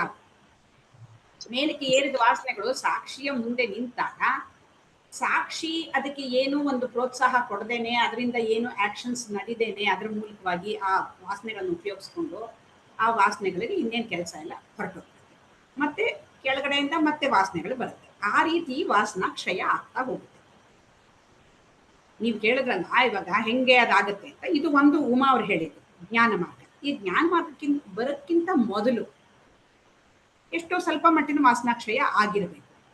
ಆವಾಗ ಹೇಗಾಗತ್ತೆ ಅಂತಂದ್ರೆ, ಒಂದು ಸಮಾಜದಲ್ಲೇ ಕೆಲವನ್ನ ನಮಗೆ ಹೇಳಿರ್ತಾರೆ, ನೋಡಪ್ಪ ಇಂಥ ಕೆಲಸ ಒಳ್ಳೇದಾಗುತ್ತೆ, ಇಂಥ ಕೆಲಸ ಮಾಡಿದ್ರೆ ಕೆಟ್ಟದಾಗುತ್ತೆ, ಇಂಥ ಕೆಲಸ ಮಾಡಿದ್ರೆ ಮುಂದಿನ ಜನ್ಮ ಒಳ್ಳೆ ಜನ್ಮ ಸಿಗುತ್ತೆ, ಸ್ವರ್ಗ ಸಿಗುತ್ತೆ, ಎಲ್ಲ ಸಮಾಜ ಹೇಳ್ಕೊಡ್ತಾರೆ. ಆ ಥರದ್ರಲ್ಲೂ ಕೂಡ ಕೆಲವು ಮಟ್ಟಿನ ಚಿತ್ತಶುದ್ಧಿಯನ್ನು ನಾವು ಮಾಡ್ತೀವಿ. ಏನು ಕೆಟ್ಟ ಕೆಲಸ ಮಾಡಿದ್ರೆ ನನ್ಗೆ ತೊಂದರೆ ಆಗುತ್ತೆ ಅಂತಾದಾಗ ನಾನು ಕೆಟ್ಟ ಕೆಲಸ ಮಾಡಲ್ಲ ಅಂತ ಅಂದ್ಕೊಳ್ದು. ಇನ್ನೂ ಜ್ಞಾನ ಬಂದಿಲ್ಲ, ನಾನು ಯಾರು ಅಂತ ನನ್ಗೇನು ಸ್ಪಷ್ಟ ಆಗಿಲ್ಲ. ನಾನು ಕಾತ್ಯಾಯಿನಿನೇ ಆಗಿದ್ದೀನಿ, ಆದ್ರೆ ಕಾತ್ಯಾಯಿನಿಯಾಗಿ ನಾನು ಒಳ್ಳೆ ಕರ್ಮಗಳನ್ನು ಮಾಡಬೇಕು ಅಂತ ಒಂದು ಸ್ವಲ್ಪ ಮಟ್ಟಿಗೆ ಸಮಾಜ ಹೇಳ್ಕೊಡ್ತೀವಿ. ಹಾಗಾಗಿ ಆ ಮೂಲಕ ಕೂಡ ಧಾರ್ಮಿಕ ಕಾರ್ಯಗಳನ್ನು ಮಾಡ್ತೀವಿ, ಬೇಕಾದಷ್ಟು ಸಮಾಜ ಮಾಡ್ತೀವಿ ಒಂದ್ಸಲ. ಆದ್ರೂ ಶುದ್ಧಿ ಆಗುತ್ತೆ. ಇನ್ನು ಒಂದು ಇವಾಗ ಈ ವಿಪಶ್ಯನ ಆ ಥರ ಧ್ಯಾನಗಳು, ಆ ಧ್ಯಾನಗಳಲ್ಲೂ ಅಷ್ಟೇನೆ, ಏನು ಅಲ್ಲಿ ಸಾಕ್ಷಿಯಾಗಿ ನೋಡೋದನ್ನ ಹೇಳ್ಕೊಡ್ತಾರೆ. ಅಂದ್ರೆ ಸಾಕ್ಷಿ ನೀನು ಅಂತ ಹೇಳಲ್ಲ ಅಲ್ಲಿ, ಬಟ್ ಆಕ್ಷನ್ಸ್ ಆಗೋದು ಹಾಗೆ. ಏನು ಅವ್ರೇನ್ ಹೇಳ್ತಾರೆ, ಎಲ್ಲ ಒಂದು ಸಂವೇದನೆಗಳನ್ನು ಗಮನಿಸಿ ಅಂತ ಹೇಳ್ತಾರೆ. ಆ ಗಮನಿಸುವಾಗ ಏನಾಗುತ್ತೆ, ಡೆಫಿನೆಟ್ಲಿ ಸಂವೇದನೆ ಬೇರೆ, ನಾನು ಬೇರೆ ಆಗೇ ಆಗ್ತೀನಿ. ಕೋರ್ಸ್ ನನಗೆ ಜ್ಞಾನ ಇರಲ್ಲ, ನಾನು ಸಾಕ್ಷಿಯಾಗಿ ಅದನ್ನು ಗಮನಿಸ್ತಾ ಇದ್ದೀನಿ ಅನ್ನೋ ಜ್ಞಾನ ಇರಲ್ಲ, ಬಟ್ ಕ್ರಿಯೆ ನಡೆಯೋದು ಅದೇನು, ನಾನು ಆಕ್ಚುಲಿ ಸಾಕ್ಷಿ ಆಗಿರ್ತೀನಿ. ಇದನ್ನ ಸಂವೇದನೆ ಗಮನಿಸ್ತೀನಿ. ಸಂವೇದನೆ ಒಂದು ಸಂವೇದನೆಯನ್ನು ನಾನು ಗಮನಿಸಿದ ತಕ್ಷಣ ನಾನು ಇನ್ನೇನು ಅದಕ್ಕೆ ಏನು ಆಕ್ಷನ್ ತಗೊಳ್ಳಲ್ಲ. ಸಂವೇದನೆ ಬಗ್ಗೆ ಪ್ಯಾಸಿವ್ ವಿಟ್ನೆಸ್ಸಿಂಗ್ ಮಾಡ್ತೀನಿ ನಾನು.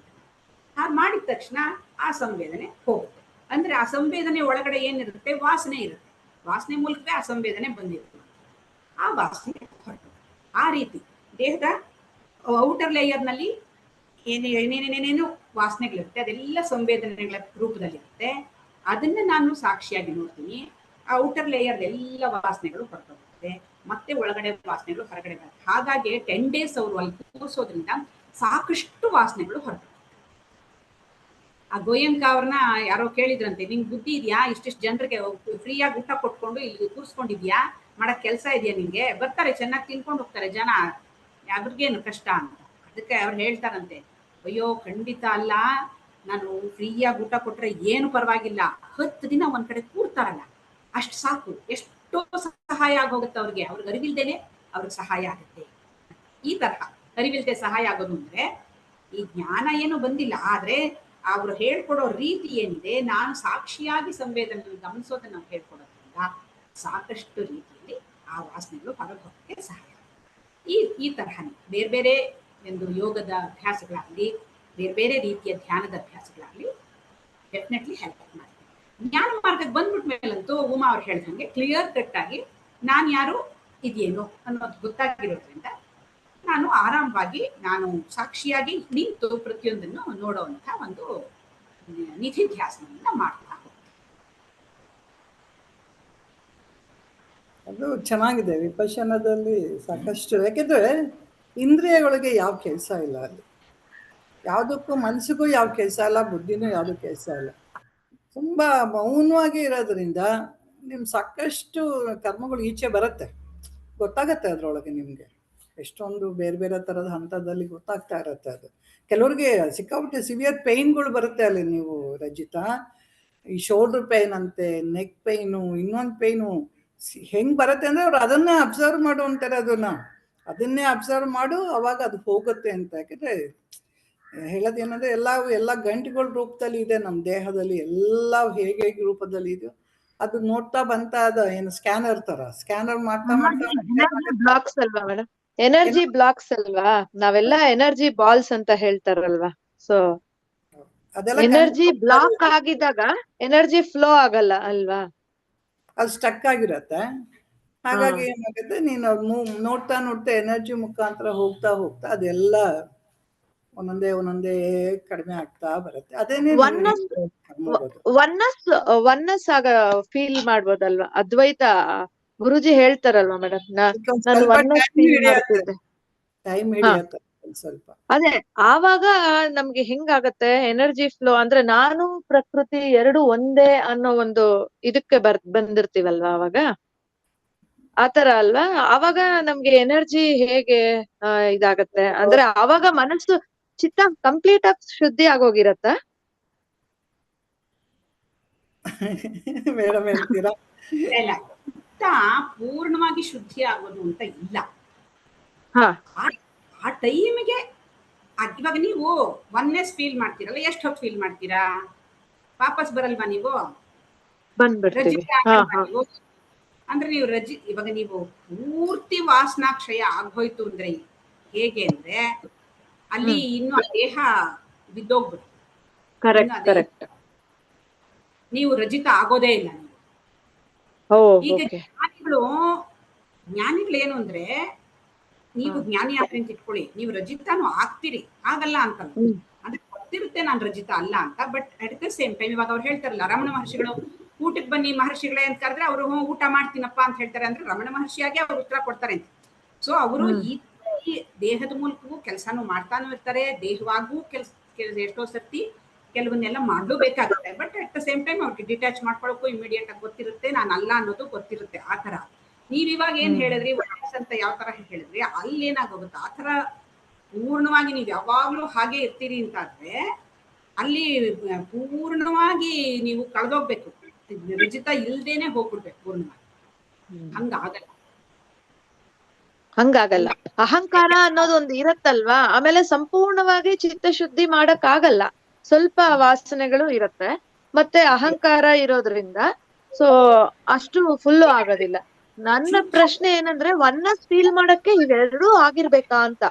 ಚಿತ್ತಶುದ್ಧಿ ಕಂಪ್ಲೀಟ್ ಆಗಿ ಅಹಂಕಾರನು ಇಲ್ದೇ ಇದ್ರೆ ಮಾತ್ರ ಒನ್ನೆಸ್ ಫೀಲ್ ಆಗತ್ತಾ, ಅಥವಾ ಇವಾಗ ನೀವು ಯಾವ ತರಹ ಒನ್ನೆಸ್ ಅಂದ್ರೆ ಪ್ರಕೃತಿಯನ್ನು ನೋಡಿದ ತಕ್ಷಣ ನಿಮ್ಗೆ ನೀವ್ ಇಲ್ವೇ ಇಲ್ಲ ಅಂತ ಅನ್ಸುತ್ತಾ, ಅಥವಾ ನಾನು ಪ್ರಕೃತಿ ಒಂದೇ ಅನ್ನೋ ಅಂತ ಅನ್ಸುತ್ತಾ? ಹಾ, ನಾನು ಪ್ರಕೃತಿ ಎಲ್ಲ ಒಂದೇ ಅನ್ನೋ ಒನ್ನೆಸ್ ಅಲ್ವಾ? ಗುರೂಜಿ ಹೇಳ್ತಾರಲ್ಲ, ಹಕ್ಕಿ ಅಲ್ಲಿ ಕೂಗ್ತಾ ಇದ್ರೆ ಅದು ಗುರೂಜಿ ಯಾವ್ದೋ ಒಂದು ಟಾಕ್ ಅಲ್ಲಿ ಹೇಳಿದ್ರು. ಇವಾಗ ಗುರೂಜಿಗೆ ಆಕ್ಚುಲಿ ಆ ಎಕ್ಸ್ಪೀರಿಯನ್ಸ್ ಆಗಿತ್ತು. ಅವ್ರ 26ನೇ ವಯಸ್ಸಿನಲ್ಲಿ ಅವ್ರು ಸಂಧ್ಯಾವಂದನೆ ಮಾಡ್ತಾ ಇದ್ದಾಗ ಸಡನ್ ಆಗಿ ಅವ್ರಿಗೆ ಈ ಒಂದು ಮೂಲಾಧಾರದಿಂದ, ಅಂದ್ರೆ ಅವ್ರಿಗೆ ಗೊತ್ತಿಲ್ಲ, ಆಮೇಲೆ ಅವ್ರು ಅಂದ್ಕೊಂಡಿರೋದು ಆ ಎನರ್ಜಿ ಸರ್ಜ್ ಮೇಲೆ ಅದು ಬಿಟ್ಟು ಆಮೇಲೆ ಅವ್ರಿಗೆ ಆ ಒನ್ನೆಸ್, ನೀವೇನ್ ಹೇಳಿದ್ರಿ, ಏನು ನೋಡಿದ್ರು ಅಲ್ಲೇನೋ ಪ್ರಕೃತಿ, ಅಲ್ಲಿ ಕಾಗೆ ಕುಗ್ತಾ ಇದ್ರೆ ಇಲ್ಲೇ ಇರತ್ತೆ, ಇಲ್ಲಿ ಮರದ ಎಲೆ ಅಲ್ಲಾಡ್ತಾ ಇದ್ರೆ ಇಲ್ಲೇ ಅಲ್ಲಾಡ್ತಾ ಇದೆ ಅನ್ನೋ ತರಹ ಆ ಒಂದು ಫೀಲಿಂಗ್ ಆಯ್ತು ಅವ್ರಿಗೆ. ಆ ಪ್ರಕೃತಿ ಜೊತೆನಲ್ಲಿ ಅವ್ರು ಒಂದಾದ, ಅದು ಸುಮಾರು ದಿನಗಳು ಅವ್ರಿಗೆ ಆ ಫೀಲಿಂಗ್ ಇತ್ತು, ಇಲ್ಲ ಅಂತಲ್ಲ. ಆದ್ರೆ ಅಟ್ ದ ಸೇಮ್ ಟೈಮ್ ಬರೀ ಅದೇ ಫೀಲಿಂಗ್ ಇರ್ಲಿಲ್ಲ, ನಾನ್ ನರಸಿಂಹಪ್ರಭು ಅನ್ನೋದು ಇತ್ತು. ಹಾಗೆ ಪೂರ್ಣವಾಗಿ ಆಗ್ಬಿಡಲ್ಲ, ಇವ್ರು ಪೂರ್ತಿ ಕಳೆದು ಹೋಗಲ್ಲ, ಸ್ವಲ್ಪ ಹೊತ್ತು ಅದಿರುತ್ತೆ. ಆಮೇಲೆ ಮತ್ತೆ ಎಲ್ಲ ಕೆಲಸಗಳನ್ನ ಮಾಡ್ತಾ ಇರ್ತಾರೆ, ಇದು ಮಾಡ್ತಿರ್ತಾರೆ, ಜೊತೆಗೆ ಅದು ಬರ್ತಾನೆ ಇರುತ್ತೆ, ಅವಾಗ ಬರ್ತಾನೆ ಇರುತ್ತೆ, ಕಾಣ್ತಾನೆ ಇರುತ್ತೆ, ಹಾಗನ್ನಿಸ್ತಾನೆ ಇರುತ್ತೆ ನೋಡಿದಾಗ. ಹಾಗೆ ಎರಡೂ ಹೋಗ್ತಾ ಇದೆ. ಇದು ಈ ಅನುಭವಗಳಲ್ಲಿ ಸಾಕಷ್ಟು ರೀತಿಯ ಅನುಭವಗಳು, ಅದನ್ನ ಹೀಗೆ ಅಂತ ಸ್ಪೆಸಿಫಿಕ್ ಆಗಿ ಹೇಳಕ್ಕಾಗಲ್ಲ. ನಮ್ಗೆ ಒಬ್ರು ಗುರುಗಳಿದ್ರು, ಬೇರೆ ಒಂದು ಕೋರ್ಸ್ ಮಾಡಿದಾಗ ಇದು ಅವ್ರಿಗೆ ಏನಾಯ್ತಂತೆ ಅಂದ್ರೆ, ನಾನು ಹೇಳಿದ್ದೆ ಅಂತ ಕಾಣುತ್ತೆ ಇದನ್ನ ಹಿಂದೆನೂ, ಅವ್ರಿಗೆ ಎಲ್ಲ ಬ್ಯಾಡ್ ಹ್ಯಾಬಿಟ್ಸ್ ಇತ್ತು. ಅವ್ರು ಆಕ್ಚುಲಿ ಶೆಟ್ರು ಜನಾಂಗ. ಶೆಟ್ರಲ್ಲಿ ಏನು ನಾನ್ ವೆಜ್ ತಿನ್ನೋದು ಅದೆಲ್ಲ ಏನು ರೂಢಿಯಲ್ಲಿ ಇರಲ್ಲ. ಬಟ್ ಆತ ನಾನ್ ವೆಜ್ ತಿನ್ನೋದು, ಕುಡಿಯೋದು, ಸಿಗರೇಟ್ ಸೇದೋದು ಎಲ್ಲವನ್ನೂ ಮಾಡ್ತಾ ಇದ್ರು. ಜೊತೆಗೆ ಅವ್ರ ಹೆಂಡತಿಗೂ ದಿನನಿತ್ಯ ಹೋಟ್ಲಿಗೆ ಕರ್ಕೊಂಡು ಹೋಗಿ ಬಲವಂತವಾಗಿ ನಾನ್ ವೆಜ್ ತಿನ್ನಿಸ್ತಾ ಇದ್ರಂತೆ. ಅವರು ದಮ್ಮಯ್ಯ ಬೇಡ ಅಂದ್ರು ಕೂಡ ಕೇಳ್ದೇನೆ ಅವ್ರಿಗೆ ತಿನ್ನಿಸ್ತಾ ಇದ್ರು. ಈ ತರಹ ಇದ್ದಿದ್ದ ವ್ಯಕ್ತಿ. ಆಮೇಲೆ ಅವ್ರು ಯಾರೋ ಒಬ್ರು ಫ್ರೆಂಡು ಇದೇನೋ ಒಂದು ಕೋರ್ಸ್ ಮಾಡಿ ಅಂತ ಅವ್ರಿಗೆ ಹೇಳಿದ್ರು, ಈ ತರಹದ್ದು ಒಂದು ಧ್ಯಾನದ ಶಿಬಿರ ಮಾಡಿ ಅಂತ ಹೇಳಿದ್ರು. ಅವರು ಮಾಡಿದಾಗ ಓಕೆ, ಚೆನ್ನಾಗಿತ್ತು ಶಿಬಿರ ಅಂತ ಅನ್ನಿಸ್ತು, ಆಯ್ತು. ಮನೆಗೆ ಬಂದ ಮೇಲೆ ಅದನ್ನು ಪ್ರಾಕ್ಟೀಸ್ ಮಾಡ್ತಾ ಇದ್ರು ಆ ಧ್ಯಾನ. ಅದ್ರ ಜೊತೆಗೆ ಆ ಗುರುಗಳದ್ದು ಯಾವುದೋ ಒಂದು ಸಿಡಿ ಹಾಕೊಂಡು ಕೇಳ್ತಾ ಇದ್ರು. ಆ ಸಿಡಿ ಹಾಕೊಂಡು ಕೇಳ್ತಾ ಇದ್ದಾಗ ಅವ್ರಿಗೆ ಇದ್ದಕ್ಕಿದ್ದಂಗೆ, ನಮ್ಮ ಗುರುಜಿಗೆ ಆದಂಗೆ ಎನರ್ಜಿ ಸರ್ಜು ಸಡನ್ ಆಗಿ ಕೆಳಗಿಂದ ಮೇಲ್ ತನಕ ಏನಾಯ್ತು ಅಂತ ಗೊತ್ತಿಲ್ಲ ಅವ್ರಿಗೆ. ಹಾಗಾಗಿ ಆಮೇಲೆ ಅವ್ರಿಗೆ ಹೇಗಾಯ್ತಂತೆ ಅಂದ್ರೆ, ಒಂದು ಕಲ್ಲನ್ನು ನೋಡಿದ್ರು ಒಪ್ಕೋಬೇಕು, ಒಂದು ಮರ ನೋಡಿದ್ರು ಒಪ್ಕೋಬೇಕು, ಯಾರು ಎದುರಿಗೆ ಬಂದು ಒಪ್ಕೋಬೇಕು ಅನ್ನೋ ತರಹ ಫೀಲಿಂಗು. ಕಣ್ಣಲ್ಲಿ ನೀರು ದಳ ಸುರಿತಾ ಇದೆಯಂತೆ. ಏನ್ ಮಾಡ್ಬೇಕು ಗೊತ್ತಾಗ್ತಾ ಇಲ್ಲ. ಸುಮಾರು ದಿವಸ ಇತ್ತಂತೆ ಇದು ಹೋಗ್ಲಿಲ್ಲ. ಹಾಗಂತ ಹೇಳಿ ಅವ್ರಿಗೆ ತನ್ನತನ ಇತ್ತು, ತಾನಿಂಥವನು ಅನ್ನೋದು ಹೋಗ್ಲಿಲ್ಲ. ಬಟ್ ತಾನು ಅದನ್ನ ಒಪ್ಕೋಬೇಕು, ತಾನು ಅದು ಒಂದು ಅನ್ನೋ ಒಂದು ಭಾವನೆನೂ ಬರ್ತಾ ಇತ್ತು. ಈ ನಾನು ಇನ್ನೊಂದು ಒಂದು ಅನ್ನೋದ್ರಲ್ಲಿ ಎರಡು ರೀತಿ ಆಗುತ್ತೆ. ನಾನು ಇದ್ದು ನಾನು ಅದ್ರ ಜೊತೆಲಿ ಒಂದು ಅನ್ನೋದು ಒಂದು. ಇನ್ನೊಂದು ನಾನು ಪೂರ್ತಿ ಇಲ್ವೇ ಇಲ್ಲ ಅನ್ನೋ ತರಹ. ನಾನು ಪೂರ್ತಿ ಇಲ್ವೇ ಇಲ್ಲ ಅಂತ ಆದಾಗ ಅದಿನ್ನೊಂದು ಪ್ರಕೃತಿಯೇ ಆಗಿದ್ರೆ ಪ್ರಕೃತಿನೂ ಇಲ್ಲ, ಪರಮಾತ್ಮ. ಈ ಪರಮಾತ್ಮನ ಜೊತೆಯಲ್ಲಿ ಪರಮಾತ್ಮ ನಾನು ಬೇರೆ ಬೇರೆ ಅಂತ ಮೊದಲಾಗಿರುತ್ತೆ. ಆಮೇಲೆ ಪರಾಭಕ್ತಿಯಲ್ಲಿ ಏನಾಗುತ್ತೆ, ನಾನಿಲ್ವೇ ಇಲ್ಲ, ಪರಮಾತ್ಮ ಮಾತ್ರವೇ ಇದ್ದಾನೆ ಅಂತ ಆಗುತ್ತೆ. ಹಾಗೆ ಈ ಪ್ರಕೃತಿ ಪರಮಾತ್ಮನ ಪ್ರತಿರೂಪ ಅಂತ ತಿಳ್ಕೊಂಡ್ರೆ ಅವಾಗ ಪರಮಾತ್ಮ ಮಾತ್ರವೇ ಇದ್ದಾನೆ, ನಾನು ಇಲ್ಲವೇ ಇಲ್ಲ ಅನ್ನೋದು ಒಂದು ರೀತಿಯ ಒಂದಿಸು. ಇನ್ನೊಂದು ನಾನು ಇದ್ದು ಅವಾಗ ಆ ರೀತಿಯ ಒಂದೆಸು, ಎಲ್ಲ ಒಂದೇ ಅಂತ ಅನಿಸ್ತಾ ಇರತ್ತೆ. ಮತ್ತೆ ಇದಕ್ಕೆ ಬರ್ತಾ ಇರುತ್ತೆ. ಆ ತರ ಆ ವ್ಯಕ್ತಿಗೆ ಹಾಗಾಗಿ ಹಾಗಾದ್ಮೇಲೆ ಏನಾಯ್ತಂತೆ, ಈಗೆಲ್ಲ ಬ್ಯಾಡ್ ಹ್ಯಾಬಿಟ್ಸ್ ಏನೇನಿತ್ತು, ಕುಡಿಯೋದು, ಸಿಗರೇಟ್ ಸೇದೋದು, ನಾನ್ ವೆಜ್ ಎಲ್ಲ ಪಟ್ ಅಂತ ಕಿತ್ಕೊಂಡು ಹೋಗ್ತಾರೆ. ಇನ್ನು ಏನು ಅವರು ಪ್ರಯತ್ನವನ್ನೇ ಮಾಡಲಿಲ್ಲ ಅದನ್ನ ಬಿಡಬೇಕು ಅಂತ, ತಾನಾಗಿ ಎಲ್ಲ ಹೊರಟು. ಆ ಥರ ಎಷ್ಟೋ ಸರ್ತಿ ಆ ಚಿತ್ತ ಶುಚಿ ಹಾಗಾಗತ್ತೆ. ಹಲವಾರು ಗಂಟುಗಳು ಕರ್ಕೊಂಡು ಹಾಗಂತ ಇನ್ನಿಲ್ವಾ, ಇದೆ ಇಲ್ಲ ಅಂತಲ್ಲ, ಸಾಕಷ್ಟು ಶುಚಿ. ಒಬ್ಬೊಬ್ಬರಿಗೆ ಒಂದೊಂದು ಹಂತದಲ್ಲಿ ಒಂದೊಂದು ಥರ ನಡೆಯತ್ತೆ. ಇವಾಗ ನನ್ನ ಲೈಫಲ್ಲಿ ನನಗೆ ಸಾಕಷ್ಟು ಬೇರೆ ಬೇರೆ ಎಲ್ಲ ನಡೆದಿತ್ತು, ಆದರೆ ನನಗೆ ಅದಿದ್ದು ಯಾವುದು ಹೀಗೆ ಅಂತ ಗೊತ್ತಿರಲಿಲ್ಲ. ಈಗ ಮಾತಿಗೆ ಬಂದಾಗ ನನಗೆ ಅಲ್ಲಿ ಅದಾಗಿತ್ತಲ್ಲ ಈ ಥರದ್ದು, ಹಾಗಾಗಿ ಅದೇ ಇರ್ಬೋದು, ಅದು ಇದು ಅನ್ನೋದನ್ನ ತಗೊಂಡ್ ಬರ್ತೀವಿ, ಕೋರಿಲೇಟ್ ಮಾಡ್ಕೋತೀವಿ ಅಷ್ಟೇ ನಾವು ಇವಾಗ. ಹೌದು, ಅದಾಗಿದ್ದೇ ಬೇರೆ ಥರದ್ದಿರತ್ತೆ. ಅವಾಗ ಏನಾಗಬೇಕು, ಅದು ಕರೆಕ್ಟಾಗಿ ನಡೆದಿರತ್ತೆ. ಅದು ನನಗದು ಅವಾಗ ಜ್ಞಾನ ಅಂದರೆ ಬೇರೆಕ್ಕೆ ಭಗವಂತ ಅಥವಾ ಗುರು ಸುಲಭವಾಗಿ ನಿಮ್ಗೆ ಇದನ್ನ ಅಂತ ಅರ್ಥ ಮಾಡಿಸಲ್ಲ. ಯಾಕೆಂದ್ರೆ ಅಲ್ಲಿ ನೀವು ಇನ್ನೂ ಅಹಂಕಾರ ಎಲ್ಲ ಬಿಟ್ಟಿರಲ್ಲ. ಈಗ ಏನೋ ಒಂದು ಬಂತು ಅಂತ ತೋರಿಸ್ಬಿಟ್ರೆ ನೀನ್ ಅಹಂಕಾರ ಜೊತೆ ಸೇರ್ಕೊಂಡು ಏನ್ ಮಾಡ್ತೀಯ, ನಂಗೆ ಅದ್ ಗೊತ್ತಾಯ್ತು, ನಾನೇ ದೊಡ್ಡ ಗುರು ಆಗ್ಬಿಟ್ಟೆ ಅಂತ ಕುತ್ಕೊಂಡ್ಬಿಡ್ತೀರ. ಅದನ್ನೆಲ್ಲ ಆಗಿ ತಿಳಿಸಲ್ಲ. ನನ್ಗೆ ಎಷ್ಟು ಸರಿ ನನ್ ಗುರುಜಿ ಡೈರಿಲಿ ಬರುತ್ತೆ, ನಿಂಗೆ ಇನ್ನೂ ಪೂರ್ತಿ ತುಂಬಾ ಕ್ಲಾರಿಟಿ ಬಂತು ಮೇಡಮ್. ತುಂಬಾ ಇಬ್ರುನು ಅಷ್ಟೇ, ನೀವು ಉಮಾ ಮೇಡಮ್, ಕಾತ್ಯಾಯಿನಿ ಮೇಡಮ್ ಇಬ್ರು ಎಷ್ಟು ಚೆನ್ನಾಗಿ ಹೇಳಿದ್ರು, ಕ್ಲಾರಿಟಿ ಬಂತು. ಅಂದ್ರೆ ಈ ಮನಸ್ಸು ಮತ್ತೆ ಬುದ್ಧಿ ಬಗ್ಗೆ ಸ್ವಲ್ಪ ಕನ್ಫ್ಯೂಷನ್ಸ್ ಇತ್ತು. ಆಮೇಲೆ ಈ ಕರ್ತೃತ್ವ, ಭೋಕ್ತೃತ್ವ ಮತ್ತೆ ಈ ಚಿತ್ತಶುದ್ಧಿ ಅದ್ರದ್ ಬಗ್ಗೆ ಸ್ವಲ್ಪ ಕ್ಲಾರಿಟಿ ಬಂತು. ಆ ಒನ್ನಸ್ ಅದೆಲ್ಲ ಡೌಟ್ಸ್ ಇತ್ತು, ಬಟ್ ಪಾಪ ಬೇರೆ ಲೇಟ್ ಆಯ್ತು ಅನ್ಸುತ್ತೆ. ಸಾರಿ, ಅದು ಕ್ಲಾರಿಟಿ ಮಾರ್ಗದಲ್ಲಿ ಕ್ಲಿಯರ್ ಆಗಿ ಹೇಳಿದ್ದಾರೆ, ಲಯ ಆಗತ್ತೆ ಅಂತ. ನಿಮ್ಗೆ ಅಷ್ಟಾಂಗ ಯೋಗದಲ್ಲಿ ಲಯ ಆಗತ್ತೆ ಅಂತ ಕ್ಲೀನ್ ಆಗಿ ಹೇಳಿದ್ದಾರೆ. ಅದು ಜ್ಞಾನ ಮಾರ್ಗದಲ್ಲಿ ಮಾತ್ರ ಮನೋ ನಾಶ ಆಗ್ಬೇಕು. ಮನೋಲಯ ಅಂದ್ರೆ ಟೆಂಪರರಿ, ಮತ್ತೆ ನೀವು ಬಂದಾಗ ಮತ್ತೆ ಅದೇ ಇದ್ರೊಳಗೆ ಶುರು ಮಾಡ್ತೀರಿ. ಆಗಿರುತ್ತೆ, ಸ್ಲೋ ಪ್ರೊಸೆಸ್ ಅಲ್ಲಿ ಚಿತ್ತಶುದ್ಧಿ ಆಗತ್ತೆ, ಖಂಡಿತ ಆಗಿಲ್ಲ ಅಂತಿಲ್ಲ. ಎಲ್ಲಾ ಧ್ಯಾನದಲ್ಲೂ ನಿಮ್ಗೆ ಚಿತ್ತಶುದ್ಧಿ ನಡೆಯುತ್ತೆ. ಯಾಕಂದ್ರೆ ಅಷ್ಟು ಅವಶ್ಯ ನೀವೆಲ್ಲ ನಿಗ್ರಹ ಮಾಡಿ ಕೂತಿರೋದ್ರಿಂದ ನಡೀತಾನೆ ಇರುತ್ತೆ.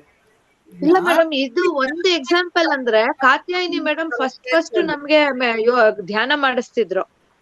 ಆವಾಗ ಕೂತ್ಕೊಳಕ್ ಆಗ್ತಿರ್ಲಿಲ್ಲ ಮೇಡಮ್, ನಮ್ಗೆ ನಿಜವಾಗ್ಲೂ ಆಗ್ತಿರ್ಲಿಲ್ಲ. ಮೇಡಮ್ಗೆ ಹೇಳ್ತಾ ಇದ್ದೆ, ಅಯ್ಯೋ ಕಾಲೆಲ್ಲ ನೋವು ಬರುತ್ತೆ ಮೇಡಮ್, ನಿಜವಾಗ್ಲೂ ಅಷ್ಟೊತ್ತು ಕೂತ್ಕೊಳಕ್ ಆಗಲ್ಲ ಅಂತ. ಆದ್ರೆ ಈಗ 1 hour ವರ್ಗೂ ಕೂತ್ಕೊಬಹುದು ಮೇಡಮ್, ಏನ್ ತೊಂದ್ರೆ ಇಲ್ಲ. ಅಂದ್ರೆ ಅದೇ ನೀವ್ ಹಂಗಾಗತ್ತೆ, ವಾಸನಾಕ್ಷಯ ಆಗ್ತಾ ಇರತ್ತೆ ಅಂತ ಹೇಳ್ತಾ ಇದ್ರು ಆಗ ಸ್ಟಾರ್ಟಿಂಗ್. ಇವಾಗ ಯಾಕೆ ಕೂತ್ಕೋತೀರಾ ಅಂದ್ರೆ, ಇವಾಗ ನಿಮ್ಗೆ ಇದು ಸ್ವಲ್ಪ ಜ್ಞಾನ ಬಂದಿದೆ ಅಂದ್ರೆ, ಈ ವಾಸನೆಗಳಿಂದ ಹೆಂಗ್ ತೊಂದ್ರೆ, ಈ ವಾಸನೆಗಳಿಂದ ನಾನು ಜನ್ಮಕ್ಕೆ ಹೋಗ್ತಾನೆ ಇರ್ಬೇಕು, ಅದರಿಂದ ನಾನು ಇದನ್ನ ಕಳ್ಕೋಬೇಕು ಅಂತ ಇದ್ರದ್ದು ಇಂಪಾರ್ಟೆನ್ಸ್ ನಿಮ್ಗೆ ಗೊತ್ತಾಯ್ತು. ಸ್ಟಾರ್ಟಿಂಗ್ ಅಲ್ಲಿ ಮಾಡಿಸಿದಾಗ ಏನೋ ಒಂದ್ ಸ್ವಲ್ಪ ಮನಸ್ಸು ಶಾಂತಿ ಆಗುತ್ತೆ, ಸ್ವಲ್ಪ ಕೂತ್ಕೋತೀವಿ, ಆಮೇಲೆ ಆ ಕೈ ಕಾಲು ಎಳೆದಾಗ ಸಾಕಪ್ಪ ಎದ್ದೋಗೋಣ ಅನ್ಸುತ್ತೆ. ಈಗ ಮಾಡ್ತೀರಿ, ಯಾಕೆ ಅಂದ್ರೆ ನಿಮ್ಗೆ ಅದ್ರಲ್ಲಿ ಬೆನಿಫಿಟ್ ಇದೆ ಅನ್ನೋ ನಿಮ್ಗೆ ಗೊತ್ತು. ವೆರಿ ನೈಸ್, ಕರೆಕ್ಟ್ ಮೇಡಮ್, ಹಾಗೆ ಆಗ್ತಾ ಇರೋದು. ಅದ್ರದ್ದು ಇಂಪಾರ್ಟೆನ್ಸ್ ನನ್ನ ಬುದ್ಧಿ ಹೇಳ್ತಾ ಇದೆ, ಬುದ್ಧಿ ಮನಸ್ಸನ್ನ ಡಾಮಿನೇಟ್ ಮಾಡ್ತಾ ಇದೆ. ಸುಮ್ನೆ ಇರು ನೀನು, ನನ್ಗ್ ಶಾಂತಿ ಸಿಗ್ತಾ ಇದೆ, ಮಾಡು ಕೂತ್ಕೊಂಡು 1 hour ಅಲ್ಲ ಅಂದ್ರೆ ಮಾಡು ಪರವಾಗಿಲ್ಲ ಅಂತ ಹೇಳತ್ತೆ. ಸೊ ಈ ಬುದ್ಧಿ ಮನಸ್ಸುದು ಕೆಲ್ಸಗಳು ನೆನ್ಸ್ಕೊಂಡ್ರೆ ಅದು ಜ್ಞಾನ ಬಂದು ಈ ತರ ಅಂತೂ ಒಳಗಡೆ ಹೋಗಿ ವಿಚಾರ ಮಾಡಿದಾಗ ನಮ್ಗೆ ಪ್ರತಿ ಟಾಸ್ಕ್ ಅಲ್ಲೂ ನೋಡು ಮನಸ್ಸು ನೋಡು ಏನೇನ್ ತರ ಹಿಂದೆ ಹೊಳ್ತಾ ಇದೆ ನೋಡು, ಬುದ್ಧಿ ಸ್ಟ್ರಾಂಗ್ ಇರ್ಬೇಕೀಗ. ಹುಷಾರ್ ಅಂತ ಬುದ್ಧಿಗೆ ಹೇಳ್ತಾ ಇರ್ಬೇಕು ಅವಾಗ ಮನಸ್ಸು ಏನೇನೋ ಆಟ ಆಡುತ್ತೆ, ನೀನು ಹುಷಾರ್ ಅಂತ. ಬುದ್ಧಿ ಯಾವ್ದು ಮನ್ಸು ಯಾವ್ದು ಅಂತ ಅವೆರಡನ್ನ ಬೈಫರ್ಗೇಟ್ ಮಾಡ್ಕೊಳ್ಳೋದೇ ಕಷ್ಟ ಇದೆ ಅನ್ಸುತ್ತೆ. ಇದ್ ಮನ್ಸು ಹೇಳಿದ್ದ, ಇದ್ ಬುದ್ಧಿ ಹೇಳಿದ್ದ ಅನ್ನೋದು ಅದನ್ನ ಒಂದೊಂದ್ ಸಲ ಟ್ರಾಪ್ ಆಗ್ತಾ ಇರ್ತೀವಿ ನಾವ್ ಅದು. ಎಷ್ಟೋ ಜ್ಞಾನ ತಂದ್ಕೊಂಡ್ರುನು ಎಷ್ಟ್ ಆಟ ಆಡಿಸ್ಬಿಡುತ್ತೆ ಮೇಡಮ್ ಒಂದೊಂದ್ಸಲ. ಅಂದ್ರೆ ಎಲ್ಲಾ ಮೊಮೆಂಟ್ ಅಲ್ಲೂ ಆ ಜ್ಞಾನ ಇರ್ಬೇಕು. ಇಲ್ಲ ಅಂದ್ರೆ ಒಂಚೂರ್ ಯಾಮಾರಿದ್ರೇನೆ ಮನ್ಸ್ ಹೇಳ್ದಂಗ್ ಕೇಳ್ಕೊಂಡು ಅದು ಆಮೇಲೆ ಒದ್ದಾಡ್ಬೇಕಾಗತ್ತೆ. ವಿದ್ಯಾಭ್ಯಾಸ ಮಾಡ್ತಿರುವಾಗ ನಮ್ಗೆ ಇದನ್ನೆಲ್ಲ ಯೋಚನೆ ಮಾಡ್ಕೊಂಡ್ ಬರ್ತಾ ಇದ್ರೆ, ಇವಾಗ ಬುದ್ಧಿ ಇದು ಯಾವ್ದು ಕಂಟ್ರೋಲ್ ತಗೋತಾ ಇದೆ, ಮನಸ್ಸಿನ ಆಕ್ಷನ್ಸ್ ಇದು ಅಂತ ಈ ತರ ಎಲ್ಲ ಯೋಚನೆ ಮಾಡ್ತಾ ಹೋದ್ರೆ ನಾವು ಮನಸ್ಸಿನೊಳಗೆ ಒಂದಾವತ್ಲು ಒಂದ್ ಫಾಲೋ ಮಾಡ್ಕೊಂಡು ಹೋಗ್ತಿರ್ತೀವಿ ಅಲ್ವಾ. ಇದು ಫಸ್ಟ್ ನಾವು ತಗೊಂಡ್ಬಿಟ್ಟು ಆಮೇಲೆ ನಾವು ಸಾಕ್ಷಿಯಾಗಿರ್ಬೇಕು, ಅಥವಾ ನಾವು ಒಂದು ಸಮಾಧಿಗೆ ಹೋಗೋ ಒಂದು ಇದು ಬರ್ಬೇಕಲ್ವಾ ಮೇಡಮ್. ನಾವು ಇದು ನಿಧಿಧ್ಯಾಸ ಮಾಡೋ ಅದ್ ಸರಿ. ಈಗ ಇಲ್ಲಿ ಏನಂದ್ರೆ ಇಲ್ಲಿ ಇವಾಗ ನಾಲೆಡ್ಜ್ ಬಂತಲ್ವಾ, ಇವಾಗ ಈ ತರ ಡಿಸ್ಕಷನ್ಸ್ ಇಂದ ನಮಗೆ ಇಲ್ಲಿ ಈ ತರ ತೊಂದರೆಗಳು ಬರುತ್ತೆ ಮನಸ್ಸಿಂದ ಅಂತ ಗೊತ್ತಾಯ್ತು. ಇವಾಗ ನಿಧಿಧ್ಯಾಸದಲ್ಲಿ ಏನು 3 ಹೇಳಿದ್ದಾರೆ: ರೂಪಾನುವಿತ್ ವಿಕಲ್ಪ ಸಮಾಧಿ, ಶಬ್ದಾನುವಿತ್ ವಿಕಲ್ಪ ಸಮಾಧಿ, ನಿರ್ವಿಕಲ್ಪ ಸಮಾಧಿ ಅಂತ 3 ಹೇಳಿದ್ದಾರೆ. ರೂಪಾನುವಿದ್ದಲ್ಲಿ ಏನೇನ್ ಕಾಣಿಸ್ತಾ ಇದೆಯೋ ಅದಕ್ಕೆಲ್ಲ ನಾನು ಸಾಕ್ಷಿ. ಶಬ್ದಾನುವಿದ್ದಲ್ಲಿ ಆ ಸಾಕ್ಷಿಯ ಸ್ವರೂಪ ಏನು ಅನ್ನೋ ಒಂದು ಅನಾಲಿಸಿಸ್, ಅಂದ್ರೆ ಅದು ಅಸಂಗ, ಅದು ನಿರಾಕಾರ, ನಿರ್ವಿಕಲ್ಪ ಅನ್ನೋದನ್ನ ಮನದಟ್ಟು ಮಾಡ್ಕೊಂಡು ಆಮೇಲೆ ಕೂತ್ಕೊಳ್ಳೋದು ನಿಧಿಧ್ಯಾಸಕ್ಕೆ. ಆ ಕೂತ್ಕೊಂಡಾಗ ನಾನು ಶಾಂತ, ನಾನು ಅಸಂಗ ಅಂತ ಅಂದ್ರೆ ಆ ಒಂದು ಥಾಟ್ ಏನಿರುತ್ತೆ, ನಾನು ಅಸಂಗ ನಾನು ಶಾಂತ ಅನ್ನೋ ಥಾಟು ಸಬ್ ಕಾನ್ಶಿಯಸ್ ಲೆವೆಲ್ ಇರಬೇಕು. ನಿಧಿಧ್ಯಾಸದ ಕೆಲಸನೇ ಅದು. ಅದನ್ನ ಆ ಥಾಟ್ನ ಒಳಗೆ ತಿಳಿಸೋ. ಸೊ ನೀವು ಶಾಂತ ಕೂತ್ಕೊಂಡಾಗ ನೀವು ತುಂಬಾ ಶಾಂತ ಕೂತ್ಕೊಂಡ್ಬಿಡ್ಬೋದು, ನಿಮ್ಗೆ ಡಿಸ್ಟರ್ಬಿಂಗ್ ಥಾಟ್ಸ್ ಇಲ್ಲದೆ ಇರ್ಬೋದು. ಕೆಲವರಿಗೆ ಇನಿಷಿಯಲ್ ಸ್ಟೇಜಸ್ ಅಲ್ಲಿ ಡಿಸ್ಟರ್ಬಿಂಗ್ ಥಾಟ್ಸ್ ಮತ್ತೆ ಬರುತ್ತೆ. ಅಥವಾ ಇವಾಗ ನೀವು ಕೂತಿರ್ತೀರಿ ಅಂತ ಇಟ್ಕೊಳ್ಳಿ, ಮನೇಲಿ ಮಗಳು ಏನೋ ಕರೀತಾಳೆ ಅಂತ ಇಟ್ಕೊಳ್ಳಿ. ಕರೆದಾಗ ಓಕೆ ನೀವು ರೆಸ್ಪಾಂಡ್ ಮಾಡಲ್ಲ, ಅವಳು ಏನೋ ಅಮ್ಮ ಮೆಡಿಟೇಷನ್ ಮಾಡ್ತಿದ್ದಾರೆ ಅಂತ ಸುಮ್ಮನಾಗ್ತಾಳೆ ಅಂತ ಅಂದ್ಕೊಳ್ಳೋಣ. ಬಟ್ ಅವಳು ಕರೆದಿದ್ದಕ್ಕೆ ನಿಮ್ಗೆ ತಕ್ಷಣ ಕರೆದು ಇವಳು ಬಂದು ಅಂತ ಕಾಣುತ್ತೆ, ಇವಾಗ ಇವಳಿಗೆ ನಾನು ತಿಂಡಿ ಕೊಡ್ಬೇಕಾಗ್ತದೆ, ಹೀಗೆ ಚೈನ್ ಆಫ್ ಥಾಟ್ಸ್ ಸ್ಟಾರ್ಟ್ ಆಗ್ತದೆ. ಅವ್ರು ಹೋಗ್ಬಿಡ್ಬೋದು, ಅವ್ರೇನ್ ಮತ್ತೆ ಕರೀದೇನೂ ಇರ್ಬೋದು. ಬಟ್ ನಮ್ಗೆ 2 ಥರ. ಒಂದು, ಇವಳು ಕರೆದ್ಲು, ಆಯ್ತು ಇವಳು ಏನೋ ಮಾಡ್ಕೋತಾಳೆ, ನಾನು ಇವಾಗ ಧ್ಯಾನಕ್ಕೆ ಕೂತಿದ್ದೀನಿ, ಲೆಟ್ಸ್ ಓಕೆ ಅಂತ ಬಿಟ್ಬಿಟ್ಟು ಮತ್ತೆ ಇದ್ರಲ್ಲೇ ಕೂತ್ರ ಸರಿ. ಇಲ್ವಾ, ಅಯ್ಯೋ ಇವಳಿಗೆ ಕೊಡ್ಬೇಕಾಗಿತ್ತು, ನಾನು ಇವಾಗ ಕೂತ್ಕೊಂಡಿದ್ದೀನಿ, ಕೊಟ್ಬಿಟ್ಟು ಬಂದ್ಬಿಟ್ಟೆ ಕೂತ್ಕೊಳ್ಳೋಣ, ಅಥವಾ ಅವಳಿಗೆ ಸ್ವಲ್ಪ ವೆಯ್ಟ್ ಮಾಡ್ತಾ ಹೀಗೆ ಒಂದಾದ್ಮೇಲೆ ಒಂದೊಂದಾದ್ಮೇಲೆ ಅಲ್ಲಿ ಏನೋ ಶಬ್ದ ಕೇಳುತ್ತೆ ಒಳಗಡೆ, ನಮ್ಮ ಅತ್ತೆ ಕೊಡ್ತಾ ಇದ್ದಾರೆ ಅಂತ ಕಾಣುತ್ತೆ. ಹೀಗೆ ಒಂದೊಂದೇ ಬಂದ್ಬಿಟ್ಟು ಒಳಗಡೆ ಸಿಕ್ಕಾಕೊಂಡ್ಬಿಡ್ಬಹುದು.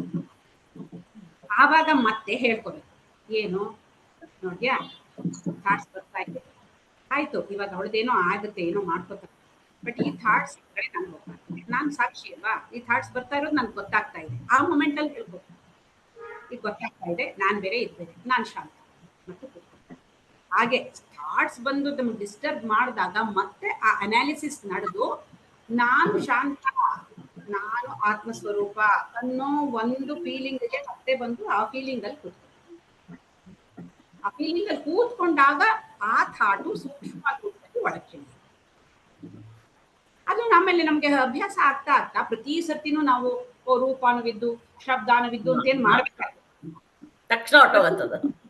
ಯಾಕೆಂದ್ರೆ ಇಟ್ ಇಸ್ ಅಂಡರ್ಸ್ಟ್ಯಾಂಡ್, ನಮ್ಗೆ ಸಾಕಷ್ಟು ಸರ್ತಿ ಮಾಡಿ ಗೊತ್ತಾಗಿರುತ್ತೆ. ಸುಮ್ಮನೆ ಕೂತ್ಕೊಂಡ್ಬಿಡೋದು, ಕೂತ್ಕೊಂಡ ತಕ್ಷಣನೇ ನಮ್ಗೆ ಗೊತ್ತು ನಾನು ಶಾಂತ, ನಾನು ಕೂತಿದ್ದೀನಿ. ಮತ್ತೇನ್ ಒಂದೊಂದೇ ಮಾಡ್ಕೊಂಡ್ ಬರುತ್ತೆ. ಅವಾಗ ಥಾಟ್ಸ್ ಬಂದ್ರು ಇಮಿಡಿಯೇಟ್ ಆಗಿ ಅಂತ ಬಿಟ್ಬಿಡೋದು ಮತ್ತೆ ಕೂತ್ಕೊಳ್ಳೋದು, ನಾವು ಇಂಪ್ರೂವ್ ಆಗ್ತಾ ಹೋಗ್ತೀವಿ.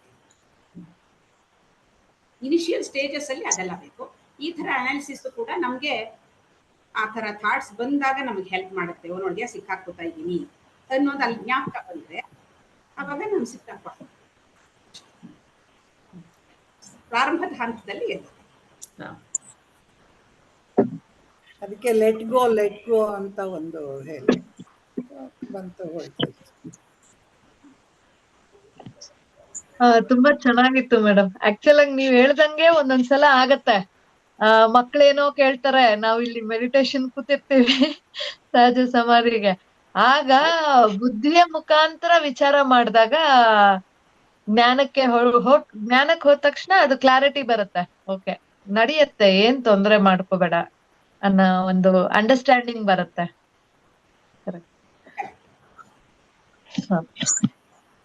ಮತ್ತೆ ಈ ಅಹಂಕಾರ, ನೆಕ್ಸ್ಟ್ ಪ್ರಶ್ನೆಗೆ ಹೋಗೋಣ. ನೆಕ್ಸ್ಟ್ ಪ್ರಶ್ನೆ ರಜಿತಾ, ಅದ್ರಲ್ಲಿ ಇದ್ರಲ್ಲಿ ಇನ್ನೂ ಸುಮಾರು ಇದೆ ಮೇಡಮ್. ಮೈನ್ ಮುಗ್ದೋಗಿದೆ ಇದ್ರೊಳಗೆ, ಮಿಕ್ಕಿದೆಲ್ಲ ಮತ್ತೆ ಅದೇ ಸುತ್ತಾ ಇರತ್ತೆ ಅದು ವಿಷಯ. ಇರ್ಲಿ, ಒಂದ್ ಕೆಲಸ ಮಾಡಿ, ಇನ್ ಒಂದ್ ಪ್ರಶ್ನೆ ಕೇಳಿ ಅದು ಉತ್ತರ ಬಂದ್ಮೇಲೆ ಮುಗಿಸ್ಬಿಟ್ಟು ಮೆಡಿಟೇಷನ್ ಮಾಡೋಣ. ಯಾಕೆಂದ್ರೆ ಅದು ಆಗಸ್ಟ್ ಒಳಗೆ ಮೆಡಿಟೇಷನ್ಸ್ ಕಂಪ್ಲೀಟ್ ಮಾಡ್ಬೇಕು. ಸರಿ ಮೇಡಮ್. ಅದೇ ಹಾಗಾದ್ರೆ ಇದು ಕೊನೆ ಪ್ರಶ್ನೆ. ಬುದ್ಧಿ ಅಹಂಕಾರದೊಂದಿಗೆ ಸೇರ್ಕೊಂಡು ಕರ್ತ ನಾನು, ಭೋಕ್ತ ನಾನು, ಜ್ಞಾತ ನಾನು ಅಂತ ಹೇಳತ್ತೆ. ಹಾಗಿದ್ದಾಗ ಆತ್ಮಜ್ಞಾನದ ಪಾಠ ಯಾರಿಗೆ? ಕಲ್ಪನಾ ಮೇಡಮ್.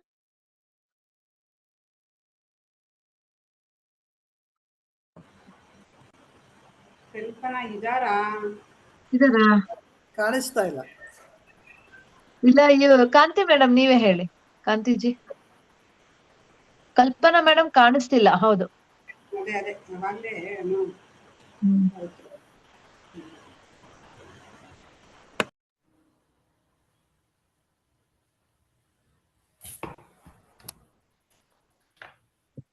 ಅಹಂಕಾರದ ಜೊತೆ ಸೇರಿ ಬುದ್ಧಿ ನಾನ್ ಕರ್ತ, ನಾನು ಭೋಕ್ತ, ನಾನು ಜ್ಞಾತ ಅಂತ ಹೇಳೋದು. ಆ ಅಹಂಕಾರನ ರಿಮೂವ್ ಮಾಡಿದಾಗ, ಈ ಬುದ್ಧಿಗೆ ಜ್ಞಾನ ಬಂದಾಗ, ನಾನು ಇದು ಕರ್ತ ಭೋಕ್ತ ಅದನ್ನ ಆ ಒಂದು ನಾಲೆಜ್ ಯಾರಿಗೆ ಬಂದಿದ್ದು? ಇದು ಬುದ್ಧಿಗೆ ಬಂದಿದ್ರಿಂದ, ನಾನು ಕರ್ತನೂ ಅಲ್ಲ, ಭೋಕ್ತನೂ ಅಲ್ಲ, ಜ್ಞಾತನೂ ಅಲ್ಲ ಅಂತ ಬುದ್ಧಿಗೆ ಬಂದಿದ್ರಿಂದ, ಅಂದ್ರೆ ಅಹಂಕಾರ ಬಿಟ್ಟು ಹೋಗುತ್ತೆ. ಅವಾಗ ಬುದ್ಧಿಗೆ ನಾಲೆಜ್ ಬಂದಿರೋದ್ರಿಂದ, ಒಂದು ಜ್ಞಾನ ಬಂದಿರೋದ್ರಿಂದ ಈ ಒಂದು ಬೇರ್ಪಡೆ ಆಗತ್ತೆ. ಈಗ ಬುದ್ಧಿ ಬೇರೆ, ಅಹಂಕಾರ ಬೇರೆ ಅಂತ ಅನ್ನೋದ್ರಿಂದ ಮನಸ್ಸನ್ನ ಉಪಯೋಗಿಸ್ಕೊಂಡು ಈ ಬುದ್ಧಿ ಕೆಲಸ ಮಾಡ್ತಿರೋದ್ರಿಂದ, ಯಾವಾಗ ಅಹಂಕಾರ ನಾನೇ ಮಾಡ್ತಿರೋದು, ಇದು ನಂದಿದು ಅಂತ, ನನ್ನ ಕೆಲಸ, ನನ್ನ ಎಂಜಾಯ್ಮೆಂಟ್ ಅಂತ ತಂದ್ಕೊಂತಿರೋದ್ ಬದಲು ಅದ್ ನಡೀತು, ನಾನ್ ಬೇರೆ ಅಂತ ಅನ್ನೋದು ಒಂದು ಬಂದಾಗ, ನಾ ಸಾಕ್ಷಿ ಅಥವಾ ನಾನ್ ಆತ್ಮ ಅಂತನ್ನೋ ಒಂದು ತಿಳುವಳಿಕೆ ಬಂದಾಗ, ಆ ಜ್ಞಾನ ಬಂದಾಗ ಬುದ್ಧಿಗೆ, ಇದೆಲ್ಲ ನಮ್ಗೆ ಈ ಒಂದು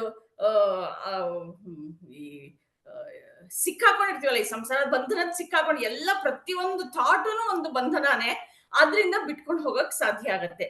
ಸೊ ಜ್ಞಾನ ಬರ್ಬೇಕಾಗಿರೋದು ಬುದ್ಧಿಗೆನೆ. ಇನ್ನೇನಾದ್ರು ಹೇಳ್ಬೇಕಾ? ಇಲ್ಲ, ಸರಿ ಇದೆ. ಸೊ ತತ್ವಮಸಿ ಅಂತ ಹೇಳೋದು ಬುದ್ಧಿಗೆ ಅಂತಾನೆ. ಶುದ್ಧ ಚೈತನ್ಯ ನೀನು ಅಂತ ಹೇಳೋದು ಬುದ್ಧಿಗೆ. ಆತ್ಮನಿಗೆ ಯಾವ ಪಾಠನೂ ಬೇಕಾಗಿಲ್ಲ. ಅಲ್ಲ, ಒಂದು ಕ್ಲಾರಿಫಿಕೇಶನ್ ಆಗುತ್ತಿಲ್ಲ. ಕರೆಕ್ಟ್, ಕ್ಲಾರಿಫಿಕೇಶನ್ ಕೊಟ್ಟಿದ್ದಾರೆ.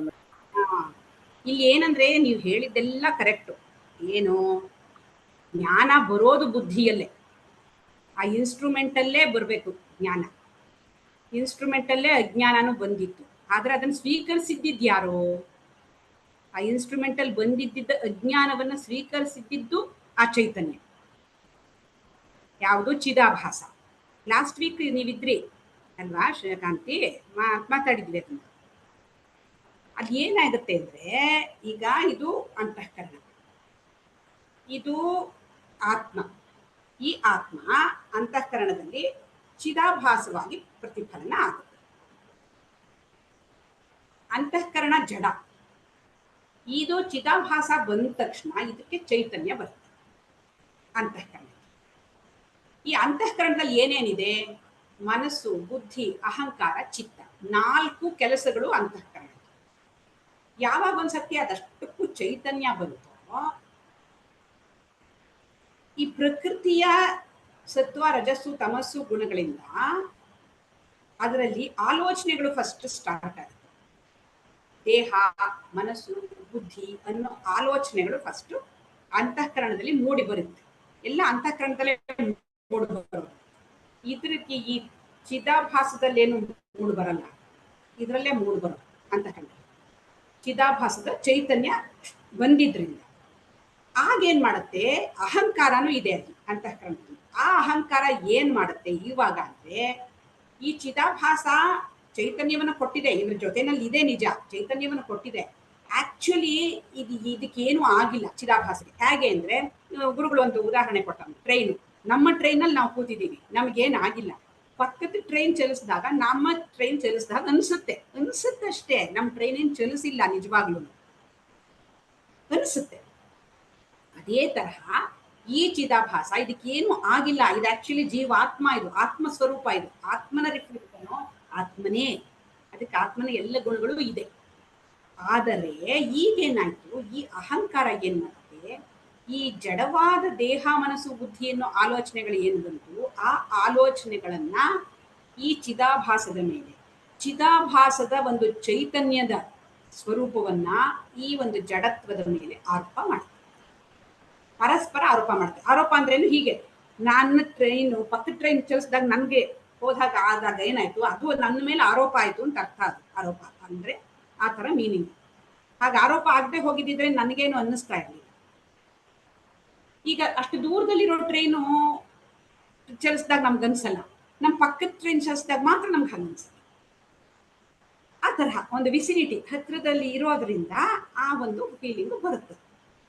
ಅಹಂಕಾರ ಏನ್ ಮಾಡುತ್ತೆ, ಅದ್ರ ಮೇಲೆ ಇದು ಇದ್ರ ಮೇಲೆ ಅದು ಮಾಡಿದಾಗ ಈ ಒಂದು ಚಿದಾಭಾಸಕ್ಕೆ ಅದು ತಾನು ಸೀಮಾ ಅನ್ನೋದು ಗೊತ್ತಿದ್ರು ಕೂಡ ಅದು ಆಗ ನಾನು ಸೀಮಿತ ಅನ್ನೋ ಒಂದು ಭಾವನೆಯನ್ನ ತರಿಸ್ಕೊಂಡು, ಈ ಯಾಕೆ ಅಂದ್ರೆ ದೇಹ ಸೀಮಿತ, ಅದು ಜಡವಾಗಿರೋದ್ರಿಂದ ಸೀಮಿತ, ಅದಕ್ಕಿಷ್ಟೇ ಆಕಾರ, ಅಗಲ, ಉದ್ದ ಹಾಗೆಲ್ಲ ಇದೆ ದೇಹ. ಇದಕ್ಕೆ ತಾನು ಇದು ಅನ್ನೋ ಒಂದು ಭಾವನೆ ಅಹಂಕಾರದ ವತಿಯಿಂದ ಬಂತು. ಈಗ ಇಲ್ಲಿ ಏನ್ ಹೇಳ್ತಾ ಇದ್ರೆ, ಆತ್ಮಜ್ಞಾನದ ಪಾಠ ಯಾರಿಗೆ ಅಂದ್ರೆ, ಅಫ್ಕೋರ್ಸ್ ಬುದ್ಧಿಗೆ ಅಂದರೆ ಆತ್ಮನಿಂದ ಚಿದಾಭಾಸದಿಂದ ಚೈತನ್ಯಗೊಂಡ ಬುದ್ಧಿಯಲ್ಲಿ ನಿಮಗೆ ಸರಿಯಾದ ಜ್ಞಾನ ಮೂಡಿ ಬಂದ್ರೆ ಆಗ ಅದನ್ನ ತಿಳ್ಕೊಳ್ಳೋದು ಯಾರು, ಈ ಒಂದು ಚಿದಾಭಾಸ. ಯಾರು ತಾನು ಸೀಮಿತ ಅಂತ ತಿಳ್ಕೊಂಡಿದ್ಯೋ ಅದಕ್ಕೆ ತಾನು ಅಸೀಮ ಅಂತ ಗೊತ್ತಾಗುತ್ತೆ. ಬುದ್ಧಿ ಏನು ತಿಳ್ಕೊಂಡಿರಲ್ಲ, ಬುದ್ಧಿನಲ್ಲಿ ಅದು ಬರ್ತಾ ಇರುತ್ತೆ ಎಲ್ಲಾನು. ಇವಾಗ ಒಂದು ಕೇಳ್ತೀವಿ, ಅದು ಬುದ್ಧಿ ಒಳಗೆ ಹೋಗುತ್ತೆ, ಇನ್ನೊಂದು ಕೇಳ್ತೀವಿ ಬುದ್ಧಿ ಒಳಗೆ ಹೋಗುತ್ತೆ, ಮತ್ತೊಂದು ಕೇಳ್ತೀವಿ ಬುದ್ಧಿ ಒಳಗೆ ಹೋಗುತ್ತೆ. ಬುದ್ಧಿನಲ್ಲಿ ಸರ ಎಲ್ಲ ಥಾಟ್ಸು, ಆಲೋಚನೆಗಳು ಇದೆಲ್ಲ ಆ ಒಂದು ಅಂತಃಕರಣದಲ್ಲಿ ಹೋಗ್ತಾ ಇರುತ್ತೆ. ಅದನ್ನ ಸ್ವೀಕರಿಸೋದು ಯಾರು, ಈ ಚೈತನ್ಯನೇ ಸ್ವೀಕರಿಸೋದು. ಇದು ಇದ್ರ ಜೊತೆನಲ್ಲಿ ಸೇರ್ಕೊಂಡ್ಬಿಟ್ಟಿದೆ. ಹಾಗಾಗಿ ಇದು ಎರಡೂ ಟೋಟಲ್ ಕಾಂಬಿನೇಷನ್ ಏನಿದೆ ಇದಕ್ಕೆ ಜೀವ ಅಂತ ಹೇಳ್ತಾರೆ. ಆ ಜೀವಕ್ಕೆ ಪಾಠ, ಬುದ್ಧಿಗೆ ಪಾಠ ಅಂತಂದ್ರೆ ಯಾವ ರೀತಿಯಲ್ಲಿ ಹೇಳ್ತಾರೆ, ಬುದ್ಧಿಯಲ್ಲೇ ಪಾಠಗಳೆಲ್ಲ ಬರೋದು, ಅದೊಂಥರ ಸ್ಕ್ರೀನ್ ತರ ಬುದ್ಧಿ, ಅದ್ರೊಳಗಡೆ ಬರ್ತಾ ಇರುತ್ತೆ. ಆ ಪಾಠವನ್ನ ಸ್ವೀಕರಿಸೋದು ಇದು. ಸ್ವೀಕರಿಸ್ಬಿಟ್ಟು ಆಮೇಲೆ ಏನ್ ಮಾಡುತ್ತೆ, ಇದರಿಂದ ಡಿಟ್ಯಾಚ್ ಮಾಡ್ಕೊಳ್ಳುತ್ತೆ ಜ್ಞಾನಪೂರ್ವಕವಾಗಿ. ನಾನು ಬುದ್ಧಿ ಅಲ್ಲ. ಇವಾಗ ಬುದ್ಧಿಗೆ ಪಾಠ ಅಂದ್ರೆ ಬುದ್ಧಿ ಏನು ಡಿಟ್ಯಾಚ್ ಮಾಡ್ಕೊಳ್ಳುತ್ತೆ, ಯಾರಿಂದ ಡಿಟ್ಯಾಚ್ ಮಾಡ್ಕೊಳ್ಳುತ್ತೆ, ಹಂಗಲ್ಲ. ಜ್ಞಾನ ಬಂದಿರೋದು ಬುದ್ಧಿಯಲ್ಲಿ, ಅದನ್ನ ಒಪ್ಕೊಂಡಿರೋದು ಈ ಒಂದು ಜೀವಾತ್ಮನಾದ, ಈಗ ಜೀವ ಅಂತ ಅಂದ್ಕೊಂಡಿರುವಂತ ಚಿದಾಭಾಸ. ಆಮೇಲೆ ಜ್ಞಾನದ ಪಾಠ ಪರೋಕ್ಷವಾಗಿ ಗುರುಗಳಿಂದ ಬಂದಾಗ ಅದು ಬುದ್ಧಿಯಲ್ಲೇ ಬರೋದು, ಅದೊಂದು ಇನ್ಸ್ಟ್ರೂಮೆಂಟ್ ಬುದ್ಧಿ, ಅದ್ರೊಳಗೆ ಬರ್ಬೇಕದು. ಅದ್ರೊಳಗೆ ಬಂದಾಗ ಅದನ್ನು ಸ್ವೀಕರಿಸೋದು ಯಾರು, ಅದೇ ಜೀವನಾಗಿರುವಂತ ಜೀವಾತ್ಮ. ಹಾಗಾಗಿ ಈ ಟೋಟಲ್ ಕಾಂಪೊನೆಂಟ್ಗೆ ಆ ಒಂದು ಜ್ಞಾನ ಬರುತ್ತೆ. ಆ ಜ್ಞಾನ ಬಂದಾಗ ಈ ಒಂದು ಚಿದಾಭಾಸ ಎಚ್ಚೆತ್ಕೊಳ್ಳುತ್ತೆ, ನಿಜವಾಗ್ಲೂ ನಾನು ಆಕ್ಚುಲಿ ಅಟ್ಯಾಚ್ ಆಗಿದ್ದೀನಿ ಅಂತ ಅಂದ್ಕೊಂಡಿದ್ದೀನಿ, ನಾನು ಅಟ್ಯಾಚ್ ಆಗಿಲ್ಲ ಯಾವತ್ತೂ ಅಂತ ತಿಳ್ಕೊಂಡು ಅವಾಗ ಸಾಕ್ಷಿ ಭಾವದಿಂದ ನೋಡಕ್ ಶುರು ಮಾಡುತ್ತೆ. ಇವಾಗ ನಾವು ಅವತ್ತೆಲ್ಲ ಮಾತಾಡ್ಕೊಂಡ್ವಿ, ಇವಾಗ ನಾನ್ ಮಾತಾಡ್ತಾ ಇದ್ದೀನಿ, ನಾನ್ ಕಾತ್ಯಾಯಿನಿ ಮಾತಾಡ್ತಾ ಇದ್ದೀನಿ ಕಾಂತಿ ಜೊತೆ ಅಂತ ಮೊದ್ಲು ಅನ್ಕೊಂಡಿರ್ತೀನಿ. ಆಮೇಲೆ ಗೊತ್ತಾಗುತ್ತೆ, ಕಾತ್ಯಾಯಿನಿ ಮಾತಾಡ್ತಾ ಇರೋದು ಕಾತ್ಯಾಯಿನಿ ಡೈಲಾಗ್ಸು, ಕಾಂತಿ ಡೈಲಾಗ್ಸು ಎರಡನ್ನೂ ನಂಗೆ ನೋಡಕ್ಕಾಗುತ್ತೆ ಅಂದ್ರೆ ನಾನು ಒಂದ್ ಸ್ಟೆಪ್ ಹಿಂದಕ್ಕೆ ಹೋಗ್ತೀನಿ. ಅಂದ್ರೆ ಈ ಚಿದಾಭಾಸ ಒಂದ್ ಸ್ಟೆಪ್ ಹಿಂದಕ್ಕೆ ಹೋಗಿ, ನಾನು ದೇಹ ಮನಸ್ಸು ಬುದ್ಧಿಯಲ್ಲ, ಈ ದೇಹ ಮನಸ್ಸು ಬುದ್ಧಿ ಹಾಗೂ ಬೇರೆ ದೇಹ ಮನಸ್ಸು ಬುದ್ಧಿಗಳನ್ನು ನನಗ್ ನೋಡಕ್ಕಾಗುತ್ತೆ ಅನ್ನೋ ಒಂದು ಸಾಕ್ಷಿ ಭಾವದಲ್ಲಿ ನಿಲ್ಲುತ್ತೆ. ಆ ರೀತಿ ಸಾಕ್ಷಿ ಭಾವದಲ್ಲಿ ನಿಂತು ನಾನು ಸಾಕ್ಷಿ ಅಂತ ತಿಳ್ಕೊಳ್ಳಿ. ಸಾಕ್ಷಿ ಅಂತ ಬೇರೆ ಇನ್ಯಾರು ಇಲ್ಲ. ಅದಕ್ಕೆ ನಾನು ಇದ್ರದ್ದೆಲ್ಲ ಹಾಕಿದೆ, ನೀವು ಅದನ್ನ ನೋಡಿದ್ರೋ ಇಲ್ವೋ, ದೃಕ್ದೃಶ್ಯ ವಿವೇಕದ ವಿಡಿಯೋಸ್ ಹಾಕಿದ್ದೀನಿ ಗುರುಜಿ, ತುಂಬಾ ಕ್ಲಿಯರ್ ಆಗಿದೆ. ಸಾಕ್ಷಿ ಅಂತ ಸೆಪರೇಟ್ ಆಗಿ ಯಾರು ಇಲ್ಲ. ಇದೇನೆ ಈ ಚಿದಾಭಾಸ ತಾನು ಸಾಕ್ಷಿ ಭಾವವನ್ನು ತಗೊಂಡು ಸಾಕ್ಷಿಯಾಗಿ ನಿಲ್ಲೋ ಪ್ರಯತ್ನವನ್ನು ಮಾಡಿ ಅದರಲ್ಲಿ ಯಶಸ್ಸನ್ನ ಗಳಿಸ್ಕೊಡುತ್ತೆ. ಆಗ ಅದಕ್ಕೆ ಈ ಒಂದು ಎಚ್ಚರ ಕನಸು ನಿದ್ದೆದು ಒಂದು ಅವಲೋಕನ ಕೂಡ ಬರುತ್ತೆ. ಅವಾಗ ಎಚ್ಚರದಲ್ಲೂ ನಡೀತಿರೋದೆಲ್ಲ ನಂಗೆ ಗೊತ್ತಾಗ್ತಿದೆ, ಕನಸಲ್ಲಿ ನಡೀತಾ ಇರೋದು ಗೊತ್ತಾಗ್ತಿದೆ, ಗಾಢನಿದ್ದೆಯಲ್ಲಿ ನಡೀತಿರೋದು ಗೊತ್ತಾಗ್ತಿದೆ. ಸೊ ಮೂರಕ್ಕೂ ನಾನು ಸಾಕ್ಷಿಯಾಗಿದ್ದೀನಿ ಅನ್ನೋದನ್ನು ಕೂಡ ಗೊತ್ತಾಗುತ್ತೆ. ಹಾಗಾಗಿ ನಾನು ಸಾಕ್ಷಿ ಅಂತ ಕ್ಲಿಯರ್ ಆಗಿ ಗೊತ್ತಾಗುತ್ತೆ. ಆ ಮುಂದಕ್ಕೆ ನಾ ಸಾಕ್ಷಿ ಅಲ್ಲ ಅನ್ನೋದು ಅದು ಮುಂದಕ್ಕೆ. ಈ ಸದ್ಯಕ್ಕೆ ಇಷ್ಟು. ಆತ್ಮಜ್ಞಾನದ ಪಾಠ ಯಾರಿಗೆ ಅಂದ್ರೆ, ಬುದ್ಧಿಯಲ್ಲಿ ಆತ್ಮಜ್ಞಾನದ ಪಾಠ ಬರುತ್ತೆ. ಅದನ್ನ ತಿಳ್ಕೊಳ್ಳುವಂಥದ್ದು ತಾನು ಸೀಮಿತ ಅಂತ ತಿಳ್ಕೊಂಡಿರುವಂಥ ಜೀವಾತ್ಮ, ತಾನು ಜೀವ ಅಂತ ತಿಳ್ಕೊಂಡಿರುವಂಥ ಜೀವಾತ್ಮನಿಗೆ ಪಾಠ. ಅಂದ್ರೆ ಇನ್ನೊಂದು ಲೆವೆಲ್ ಹೈಯರ್. ಇವಾಗ ಬುದ್ಧಿಗೆ ಇನ್ನೊಂದು ಲೆವೆಲ್ ಹೈಯರ್ ಆಗಿ ಅಂಡರ್ಸ್ಟ್ಯಾಂಡ್. ಅಂದ್ರೆ ಇವಾಗ ಬುದ್ಧಿಗೆ ಸಾಧನೆಗಳು ಈ ಮನಸ್ಸು ಇದೆಲ್ಲ ಇರೋದ್ರಿಂದ ಈ ಬುದ್ಧಿ ಯಾವ್ದ್ರ ಜೊತೆ, ಬುದ್ಧಿ ಜೊತೆಗೆ ಮಿಕ್ಕಿದೆಲ್ಲಾನು ಇರೋದು ಒಂದು ಫಂಕ್ಷನ್ಸ್ ಆಗಿರೋದ್ರಿಂದ ಬುದ್ಧಿ ಯಾರ ಜೊತೆ ಚಿದಾಭಾಸ, ಆ ಚಿದಾಭಾಸ ಮತ್ತೆ ನಮ್ದು ಇದೆಲ್ಲ ಸೇರ್ಕೊಂಡ್ಬಿಟ್ಟಿರೋದ್ರಿಂದ ನಮ್ಗೆ ಅದೇ ನಿಜ ಅಂತಂದಿರೋದು. ಈಗ ನಾವು ಇದೇ ಈ ಒಂದು ಚಿದಾಭಾಸ ಆಮೇಲೆ ಈ ಒಂದು ಬುದ್ಧಿ ಚಿತ್ತ ಅಹಂಕಾರ ಅದನ್ನೆಲ್ಲ ಸಪ್ರೇಟ್ ಮಾಡಿ ಈ ಚಿದಾಭಾಸ ಸಾಕ್ಷಿಯೊಟ್ಟಿಗಿರ್ಬೇಕು ಅಥವಾ ಚಿದಾಭಾಸಕ್ಕೆ ಒಂದು ಜ್ಞಾನ ಬರಬೇಕು ಅಂತ. ಅಂದ್ರೆ ಚಿದಾಭಾಸ ಇಸ್ ರಿಫ್ಲೆಕ್ಷನ್ ಆಫ್ ದಿ ಆತ್ಮ ಅಲ್ವಾ. ಸೊ ಅದು ಜೀವ ಆಗಿರೋದ್ರಿಂದ ಜೀವಾತ್ಮ ಜೊತೆಗೆ ಆತ್ಮ ಜೊತೆಗೆ ಅದು ಹೋಗ್ಬೇಕು. ಅಂದ್ರೆ ಒಂದು ಕ್ವಾಲಿಟೀಸ್ ಬರಬೇಕು, ಈ ಕ್ವಾಲಿಟೀಸ್ ಇಟ್ಕೋಬೇಕು. ಅಂದ್ರೆ ನಾವು ವಿ ಡ್ರಾಪ್ ಆಲ್ ದೀಸ್. ಅಂದ್ರೆ ನನ್ನ ಈಗೋ ಅನ್ನೋದು ಒಂದು ಬರ್ತಿರೋದ್ರಿಂದ ಈಗೋ ಡ್ರಾಪ್ ಮಾಡಿದಾಗ ಈ ಒಂದು ಚಿದಾಭಾಸ ಅಥವಾ ಜೀವ ಆತ್ಮ ಕ್ವಾಲಿಟೀಸ್ ಬರುತ್ತೆ ಅಂತ. ಕರೆಕ್ಟಾ ಮೇಡಮ್ ಅಂಡರ್ಸ್ಟ್ಯಾಂಡಿಂಗು? ಕರೆಕ್ಟ್. ಅಂದ್ರೆ ಚಿದಾಭಾಸಕ್ಕೆ ಅದು ತಾನೇ ಆತ್ಮ ತಿಳ್ಕೊಳಕ್ಕಾಗಲ್ಲ. ಏನ್ ಸೌಂಡ್ ಅದು? ಚಿದಾಭಾಸಕ್ಕೆ ತಾನೇ ಆತ್ಮ ಅಂತ ಫಸ್ಟ್ಗೆ ತಿಳ್ಕೊಳಕ್ಕಾಗದೆ ಇರೋದ್ರಿಂದ ಅದಕ್ಕೆ ಸಾಕ್ಷಿ ಅನ್ನೋ ಒಂದು ಸ್ಟೆಪ್. ಇವಾಗ ಅಧ್ಯಾರೋಪವಾದ ಅಂತ ಕೊಡ್ತಾರಲ್ಲ, ನೋಡಪ್ಪ ಸಾಕ್ಷಿ ಅಂತ ಒಂದಿದೆ, ಆ ಸಾಕ್ಷಿ ಯಾವುದಕ್ಕೂ ಅಟ್ಯಾಚ್ ಆಗಿಲ್ಲ, ನೀನು ಆ ಸಾಕ್ಷಿ ಅಂತ ಚಿದಾಭಾಸಕ್ಕೆ ಒಂದು ಪಾಠ ಹೇಳ್ತಾರೆ. ಆಕ್ಚುಲಿ ಸಾಕ್ಷಿ ಅಂತ ಸೆಪರೇಟ್ ಆಗಿ ಏನಿಲ್ಲ ಅಲ್ಲಿ. ಹೇಳಕ್ಕೋಸ್ಕರ ಸಾಕ್ಷಿ ಅನ್ನೋ ಒಂದು ಫಾರಂ ನ ಅಲ್ಲಿ ತರ್ತಾರೆ. ಅಲ್ಲಿ ತಂದ್ಬಿಟ್ಟು ನೋಡು ಅಲ್ಲಿ ಸಾಕ್ಷಿ ಇದೆ, ಅದೆಲ್ಲದನ್ನು ನೋಡ್ತಾ ಇದೆ. ಆಕ್ಚುಲಿ ನೀನ್ ಸಾಕ್ಷಿ, ನೀನ್ ಇದ್ರ ಜೊತೆ ಸೇರಿಲ್ಲ. ನೋಡ್ಕೋ, ಇವಾಗ ನೋಡು, ನಿಂಗೆ ನೋಡಕ್ಕಾಗತ್ತಲ್ವಾ, ನೀನ್ ನಿನ್ ದೇಹನೂ ನೋಡಕ್ಕಾಗತ್ತಲ್ವಾ, ನಿನ್ ದೇಹ ಮತ್ತು ಬೇರೆ ದೇಹನೂ ನೋಡಕ್ಕಾಗತ್ತೆ, ನಿನ್ ದೇಹ ಮತ್ತು ಪ್ರಪಂಚನೂ ನೋಡಕ್ಕಾಗತ್ತಲ್ವಾ. ನೋಡು ಆ ಸಾಕ್ಷಿ ಹಂಗೆ ನೋಡ್ತಾ ಇದೆ, ನೋಡು ನಿಂಗೂ ನೋಡಕ್ಕಾಗತ್ತೆ, ಅದಕ್ಕೆ ನೀನ್ ಅದೇ ಸಾಕ್ಷಿ ತರಾನೇ ಅಂತ ಹೇಳ್ಬಿಟ್ಟು ಇದು ಸಾಕ್ಷಿ ಭಾವವನ್ನ ತಗೊಂಡು ತಾನು ಸಾಕ್ಷಿಯಾಗಿ ನಿಲ್ಲುತ್ತೆ. ಅಲ್ಲಿ ಇನ್ಯಾರು ಬೇರೆ ಸಾಕ್ಷಿ ಅಂತ ಯಾರು ಇಲ್ಲ, ಇದು ಮಾತ್ರವೇ ಇರೋದು. ಇದು ಅದಕ್ಕೆ ಒಂದು ಸ್ಟೆಪ್ ಸ್ಟೂಲು ತಂದು ಇಟ್ಟುಬಿಟ್ಟು ಆ ತರ ನೀನ್ ಇದೀಯಾ ಅಂತ ಅದಕ್ಕೆ ಹೇಳ್ಕೊಟ್ಬಿಟ್ಟು ಇದು ಆ ಜಾಗಕ್ಕೆ ಹೋಗಿ ನಿಂತ್ಕೊಂಡು, ಆಗ ನಿಂತ್ಕೊಂಡಾಗ ಇದರಿಂದ ಪೂರ್ಣವಾಗಿ ಸೆಪರೇಟ್ ಆಗುತ್ತೆ ಚಿದಾಭಾಸ. ಅವಾಗ ಅದು ತಾನು ಜೀವ ಅಲ್ಲ, ಲಿಮಿಟೆಡ್ ಅಲ್ಲ, ನಾನು ಜೀವಾತ್ಮ ಪರಮಾತ್ಮ ಬೇರೆ ಬೇರೆ ಅಲ್ಲ ಅನ್ನೋದನ್ನ ಅದು. ಸೊ ಇವಾಗ ಇದು ಅಹಂಕಾರ ಚಿತ್ತ ಮನಸ್ಸು ಅದೆಲ್ಲ ಒಂದು ಬುದ್ಧಿ ಎಲ್ಲ, ಆಮೇಲೆ ಚಿದಾಭಾಸ ಸಾಕ್ಷಿ ಆತ್ಮ, 4 ಲೆವೆಲ್ಸ್ ಅಂತ ಇಟ್ಕೋಬಹುದು ನಮ್ಮ ಅರ್ಥಕ್ಕೆ, ಥಿಯರಿಟಿಕಲ್ ಅರ್ಥಕ್ಕೆ. ಅದಕ್ಕೆ ಇನ್ಸ್ಟ್ರೂಮೆಂಟ್ಸ್ ಇದೆ, ಇನ್ಸ್ಟ್ರೂಮೆಂಟ್ಸ್ ಮೂಲಕನೇ ಜ್ಞಾನ ಬರ್ಬೇಕು, ಇನ್ಸ್ಟ್ರೂಮೆಂಟ್ಸ್ ಇಲ್ಲದೆ ಜ್ಞಾನ ಬರಕ್ಕಾಗಲ್ಲ. ಸೊ ಇನ್ಸ್ಟ್ರೂಮೆಂಟ್ ವರ್ಕ್ ಮಾಡ್ಬೇಕಾದ್ರೆ ಚೈತನ್ಯ ಬೇಕು. ಸೊ ಚೈತನ್ಯ ಬಂದು ಇನ್ಸ್ಟ್ರೂಮೆಂಟ್ಗೆ ಚೈತನ್ಯ ಕೊಡುತ್ತೆ, ಇನ್ಸ್ಟ್ರೂಮೆಂಟ್ ವರ್ಕ್ ಮಾಡಕ್ ಸ್ಟಾರ್ಟ್ ಮಾಡುತ್ತೆ. ಬಟ್ ಅಜ್ಞಾನ ಇದೆ ಆಲ್ರೆಡಿ, ಹಾಗಾಗಿ ಈ ಒಂದು ಚೈತನ್ಯ ಅಜ್ಞಾನವನ್ನ ಒಪ್ಕೊಳ್ಳುತ್ತೆ. ಸೊ ಇನ್ಸ್ಟ್ರೂಮೆಂಟ್ ಮೂಲಕವೇ ಮತ್ತೆ ಜ್ಞಾನ ಬರ್ಬೇಕು. ಅದಕ್ಕೆ ಹಾಗೆ ಬರೋಕ್ಕೆ ಚಾನ್ಸ್ ಇಲ್ಲ. ಎಚ್ಚರದ ಸ್ಥಿತಿಯಲ್ಲೇ ಜ್ಞಾನ ಬರಬೇಕು. ಇವಾಗ ಗಾಢನಿದ್ದೆಯ ಸ್ಥಿತಿಯಲ್ಲಿ ನೀವು ಪರಮಾತ್ಮನೇ, ಗಾಢನಿದ್ದೆಯ ಸ್ಥಿತಿಯಲ್ಲಿ ಪ್ರಪಂಚನೇ ಇಲ್ಲ, ಏನು ಇಲ್ಲ. ಅಲ್ಲಿ ನಾನು ನಾನು ನಾನು ಅಂತ ಹೊಡ್ಕೋತಾ ಇರೋರು ಯಾರು ಇಲ್ಲ. ಅಲ್ಲಿ ಶಾಂತವಾಗಿ ಬರೀ ಆತ್ಮಸ್ವರೂಪ ಮಾತ್ರವೇ ಇದೆ. ಆದ್ರೆ ಎಚ್ಚರದಲ್ಲಿ ನಾನು ಬಂದ್ಬಿಡ್ತೀನಲ್ಲ, ಹಾಗಾಗಿ ಎಚ್ಚರದಲ್ಲಿರೋ ಈ ನಾನಲ್ಲ ಅನ್ನೋದು ಗೊತ್ತಾಗಕ್ಕೆ ಎಚ್ಚರ ಸ್ಥಿತಿಯಲ್ಲೇ ಪಾಠ ಬರಬೇಕು. ಎಚ್ಚರ ಸ್ಥಿತಿಯಲ್ಲೇ ಈ ಇನ್ಸ್ಟ್ರೂಮೆಂಟ್ ಮೂಲಕವೇ ತಿಳ್ಕೋಬೇಕು, ಕಿವಿಯಿಂದ ಕೇಳ್ಕೋಬೇಕು, ಗುರುಗಳ ಗುರುಗಳು ಹೇಳಿದ್ದನ್ನ ಕಿವಿ ಬೇಕೇ ಬೇಕು. ಆಮೇಲೆ ಅದು ಮನಸ್ಸಿಗೆ ಹೋಗ್ಬೇಕು, ಮನಸ್ಸು ಅದನ್ನ ಬುದ್ಧಿಗೆ ತಲುಪಿಸ್ಬೇಕು, ಬುದ್ಧಿ ಅನಲೈಸ್ ಮಾಡಬೇಕು. ಹೌದಾ ಅಲ್ವಾ? ಯಾಕೆಂದ್ರೆ ಮೊದಲೊಂದು ಅಜ್ಞಾನ ಇತ್ತು, ಇವಾಗ ಒಂದು ಜ್ಞಾನದ ಪಾಠ ಬಂದಿದೆ. ಎರಡನ್ನೂ ಅನಲೈಸ್ ಮಾಡಿ ಯಾವ್ದು ಸರಿ ಯಾವ್ದು ತಪ್ಪು ಎಲ್ಲ ಅದನ್ನ ನಿಷ್ಕರ್ಷೆ ಮಾಡಬೇಕು. ಮಧ್ಯೆ ಮಧ್ಯೆ ಅಹಂಕಾರ ಎಳ್ಕೊಳ್ತಾ ಇರುತ್ತೆ ತಿರ್ಗಾ ಬುದ್ಧಿನ. ಆ ಕೆಲಸಕ್ಕೆ ಈ ಕೆಲಸಕ್ಕೆ, ಸಿನಿಮಾ ಇನ್ನೊಂದು ಮತ್ತೊಂದು ಅಂತ ಎಳಿತಾ ಇರುತ್ತೆ. ನಾನು ಹೇಳ್ತಾ ಇದ್ದೀನಿ, ನನ್ನ ಕೆಳಗಡೆ ಬಾ ಅಂತ ಹೇಳ್ತಾ ಇರುತ್ತೆ. ಆದ್ರೂ ಸ್ವಲ್ಪ ಅದಕ್ಕೂ ಟೈಮ್ ಕೊಟ್ಬಿಟ್ಟು ಆಮೇಲೆ ಮತ್ತೆ ಮತ್ತೆ ಕೂತ್ಕೊಂಡು ಬುದ್ಧಿ ತುಂಬಾ ಕೆಲಸ ಮಾಡಬೇಕು. ಬುದ್ಧಿಯಲ್ಲಿ ಆ ಕ್ಲಾರಿಟಿ ಬಂದಾಗ ಅದು ಯಾರಿಗೆ?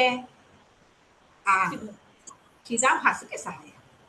ಬುದ್ಧಿಯ ಒಂದು ಇನ್ಸ್ಟ್ರೂಮೆಂಟ್ ಅನ್ನು ಉಪಯೋಗಿಸ್ಕೊಂಡು ಚಿದಾಭಾಸ ಜ್ಞಾನವನ್ನ ತಗೋ. ಅರ್ಥ ಆಯ್ತು. ಕೊನೆಯಲ್ಲಿ ಕಾಂತಿ ಮುಂದಿಷ್ಟು ಹೇಳಿದ್ರಲ್ಲ, ದೇಹ ಬುದ್ಧಿ ಮನಸ್ಸು, ಆಮೇಲೆ ಚಿದಾಭಾಸ ಸಾಕ್ಷಿ ಎಲ್ಲ, ಕೊನೆಗೆ ಇವ್ ಯಾವ ಇರೋದಿಲ್ಲ, ಎಲ್ಲವೂ ಚೈತನ್ಯ ಒಂದೇ ಅನ್ನೋ ಹಂತಕ್ಕೆ ನಿಮ್ಮಲ್ಲಿ ನಾವು ನಿಲ್ಬೇಕು. ಅದನ್ನ ಅದು ಆಮೇಲೆ ಆಮೇಲೆ ಲಾಸ್ಟ್ ಅದೊಂದೇ ಉಳ್ದಿರೋದು ಅಲ್ಟಿಮೇಟ್. ಎರಡೇ ಇರೋದು, ಎಕ್ಸಿಸ್ಟೆನ್ಸ್ ಅಂಡ್ ಕಾನ್ಶಿಯಸ್ನೆಸ್ ಅಂತ. ನಾವಿವಾಗ ಎಲ್ಲ ಹೇಳ್ಕೊಂಡು ಇವಾಗ ಬುದ್ಧಿನೇ ಬುದ್ಧಿಗೆ ಬುದ್ಧಿಯೇ ಬುದ್ಧಿ ಹೇಳ್ಬೇಕು, ಬುದ್ಧಿ ಮನ್ಸಿಗೆ ಮನ್ಸೇ ಹೇಳ್ಬೇಕು, ಸರಿ ಮಾಡ್ಕೋಬೇಕು, ಅದನ್ನೇ ಸರಿ ಮಾಡ್ಕೋಬೇಕು ಅಂತ ಇವಾಗ ನಾವೆಲ್ಲ ಮಾತಾಡ್ತಾ ಇದ್ದೀವಿ. ಆದ್ರೆ ಮುಂದೆ ಇವೆಲ್ಲ ಕಿತ್ತಾಕೋಗ್ಬಿಡುತ್ತೆ ಒಂದೇ ಸಲ. ಲಾಸ್ಟ್ ಟೈಮ್ ನಾವು ಭಗವದ್ಗೀತೆ ಇವಾಗ ಕ್ಲಾರಿಟಿ ಕೊಟ್ಟಿರೋ ಪ್ರಕಾರ ಚಿದಾಭಾಸಕ್ಕೆ ಹಾಗಾದ್ರೆ ಅಲ್ವಾ? ಹೌದು ಹೌದು. ಸರಿ, ಇವಾಗ ಚೆನ್ನಾಗಿತ್ತು ಮೇಡಮ್. ಗುರುಜಿಯ ಕೆಲವು ಟಾಕ್ಸ್ ನೀವು ಕೇಳಿದ್ರೆ, ಜೀವಾತ್ಮನಿಗೆ ಆತ್ಮಜ್ಞಾನ ಜೀವಾತ್ಮನಿಗೆ ಹೇಳಿರೋದನ್ನ ಕೇಳಿರ್ಬೋದು ನೀವು. ಇತ್ತೀಚೆಗೆ ಕೆಲವು ಹೇಳಿದಾರೆ ಅವರು. ಈ ಟಾಕ್ ಅಲ್ಲಿ ಬುದ್ಧಿ ಹೇಳ್ಬಿಟ್ಟಿದ್ದಾರೆ. ಬುದ್ಧಿಗೆ ಅಂತ ಹೇಳೋದ್ರಲ್ಲೂ ಅವರು, ನೀವು ಸ್ವಲ್ಪ ಮುಂದಕ್ಕೆ ಹೋದಾಗ ಅಹಂಕಾರ ಅಂತ ಮಾತಾಡುವಾಗ ಅವರು ಅಹಂಕಾರ ಸೇರ್ಕೊಂಡಿರುತ್ತೆ, ಅದು ಜೀವ ಅಂತಾನು ಹೇಳ್ತಾರೆ. ಹೌದೌದು, ಇದ್ರ ಹಿಂದೆನೆ ಇದೆ ಮೇಡಮ್. ಅದು ಈ ಟಾಪಿಕ್ ಹಿಂದೆನೆ ಇದೆ. ಜೀವ ಮತ್ತೆ ಆತ್ಮ ಸೇರಿದ್ರೆ ಜೀವಾತ್ಮ, ಸೊ ಅಹಂಕಾರದೊಂದಿಗೆ ಬುದ್ಧಿ ಸೇರಿದಾಗ ಜೀವ ಆಗತ್ತೆ ಅಂತ. ಸೊ ಜೀವಕ್ಕೆ ಅಜ್ಞಾನ ಅಂತಂದ್ರೆ ಬುದ್ಧಿಗೇನೆ ಅಲ್ವಾ? ಬುದ್ಧಿ ಪ್ಲಸ್ ಅಹಂಕಾರ ಜೀವ. ಹೌದು, ಅದು ಬರೀ ಬುದ್ಧಿ ಅಂತ ತಿಳ್ಕೊಂಡ್ಬಿಟ್ರೆ ನಮ್ಗೆ ಆಮೇಲೆ ಇನ್ಸ್ಟ್ರೂಮೆಂಟ್ಗೆ ಅಂತದ್ದು ಜ್ಞಾನ ಅಂತ ಬಂತು. ಕನ್ಫ್ಯೂಷನ್ ಮಾಡ್ಕೋಬಾರ್ದು ಅನ್ನೋದಕ್ಕೋಸ್ಕರ ಅಷ್ಟೇ. ಯಾರಿಗೆ ಪಾಠ ಬುದ್ಧಿಯಲ್ಲೇ ಬರೋದು ಡೆಫಿನೆಟ್, ಬಟ್ ಅದರ ಸಹಾಯ ಪಡ್ಕೊಳ್ಳೋದು ಅನ್ನೋದು ಅಲ್ಲಿ ಪ್ರಶ್ನೆ. ಅದಕ್ಕೆ ನಿಜವಾದ ಆತ್ಮಜ್ಞಾನದ ಪಾಠ. ಚಿದಾಭಾಸಕ್ಕೆ ಮೇಡಮ್ ಒಂದು ಆತ್ಮಜ್ಞಾನದ ಪಾಠ ಯಾರಿಗೆ ಅಂತ ಹೇಳಿದ್ರಲ್ಲ, ಅದು ತುಂಬಾ ಪರ್ಫೆಕ್ಟ್ ಆಗಿದೆ. ಅದನ್ನು ಅಚ್ಚಿಜ್ಜಡ ಇದ್ರದ್ದು ಹೇಗೆ ನಾವು ಚಿದಾಭಾಸ ಮತ್ತೆ ಇದು ಅದನ್ನು ಸಪ್ರೇಟ್ ಮಾಡಿ ಇದು ಎಲ್ಲ ಒಂದೇ ಅಂತ ಲಾಸ್ಟಿಗೆ ತಂದಾಗ ಸರಿ ಹೋಗುತ್ತೆ. ಆ ಚಿಚ್ಚಡ ಆ್ಯಕ್ಚುಲಿ ನಾ ಚಿಚ್ಚಡದ ಬಗ್ಗೆ ಇನ್ನೊಂದ್ಸಲ ಅದು ನನ್ಗೆ ಅದು ಇದು ನೀವು ಓದ್ ತಕ್ಷಣ ಅಪ್ಪ ಬಂದು ನನಗೆ, ಇದೇ ಅಲ್ವಾ ಚಿತ್ ಮತ್ತೆ ಜಡ ಇದು ಎರಡು ಸೇರ್ಕೊಂಡು ಇದಾಗಿರೋದು, ಇದನ್ನೇ ಅಲ್ವಾ ನಾವು ಬರೋದು ಅಂತ ಹೇಳಿ ಆ ಗ್ರಂಥಿ ಹೇಳ್ತಾರಲ್ಲ ನಾವು ಇದ್ರೊಳಗೆ, ಅದು ಕೃಷಿ ವಿವೇಕದಲ್ಲಿ ಬರ್ತದೆ ಚಿಚ್ಚಡ ಗ್ರಂಥಿ ಅಂತ ಬಂದು ಅದು ಗುರುಜಿ ತಿಳಿಸಿದೆ. ನಂಗೆ ನಿಮ್ದು ಓದ್ ತಕ್ಷಣ ಇದು ಅವತ್ತೇ ಬರ್ದಿಟ್ಕೊಂಡ್ಬಿಡೋಣ ಅಂತ ತಕ್ಷಣ ನಿಮ್ದು ಅವಾಗಲೇ ನಾನು ಅಲ್ಲಿಗೆ ನಿಂತಿದ್ದು ಕರೆಕ್ಟಾಗಿ ಅಲ್ಲಿ ನಿಂತಿತ್ತು. ಆತ್ಮಜ್ಞಾನದ ಪಾಠ ಯಾರಿಗೆ ಅಂತ ಬರ್ದು ನಿಲ್ಸಿದ್ದೆ. ನಿಮ್ಮದು ಬಂದ ತಕ್ಷಣ ಅಷ್ಟು ಬರ್ದ್ಬಿಟ್ಟು ಇಟ್ಕೊಂಡೆ.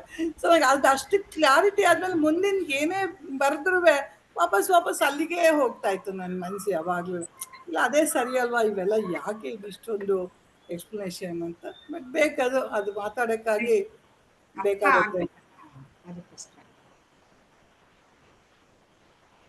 ಓಕೆ, ಇವಾಗ ಇಲ್ಲಿಗೆ ನಿಲ್ಸೋಣ. ಇದು ಅದೊಂದು ಮೆಡಿಟೇಷನ್ ಮಾಡ್ಬಿಡೋಣ. ಟೈಮ್ ಇದೆಯಾ ಇಬ್ರಿಗೂ? ಮೇಡಮ್ ನಾನು ಕ್ವಿಟ್ ಮಾಡ್ತೀನಿ ಮೇಡಮ್. ಯಾರಿಗಾಗತ್ತೋ ಮಾಡಿ. ಅದು ಅವತ್ತು 10.2 ಹಾಕಿದ್ದು ರಚಿತಾ. ನಾವು ಫ್ರೀ ಇದ್ದೀನಿ.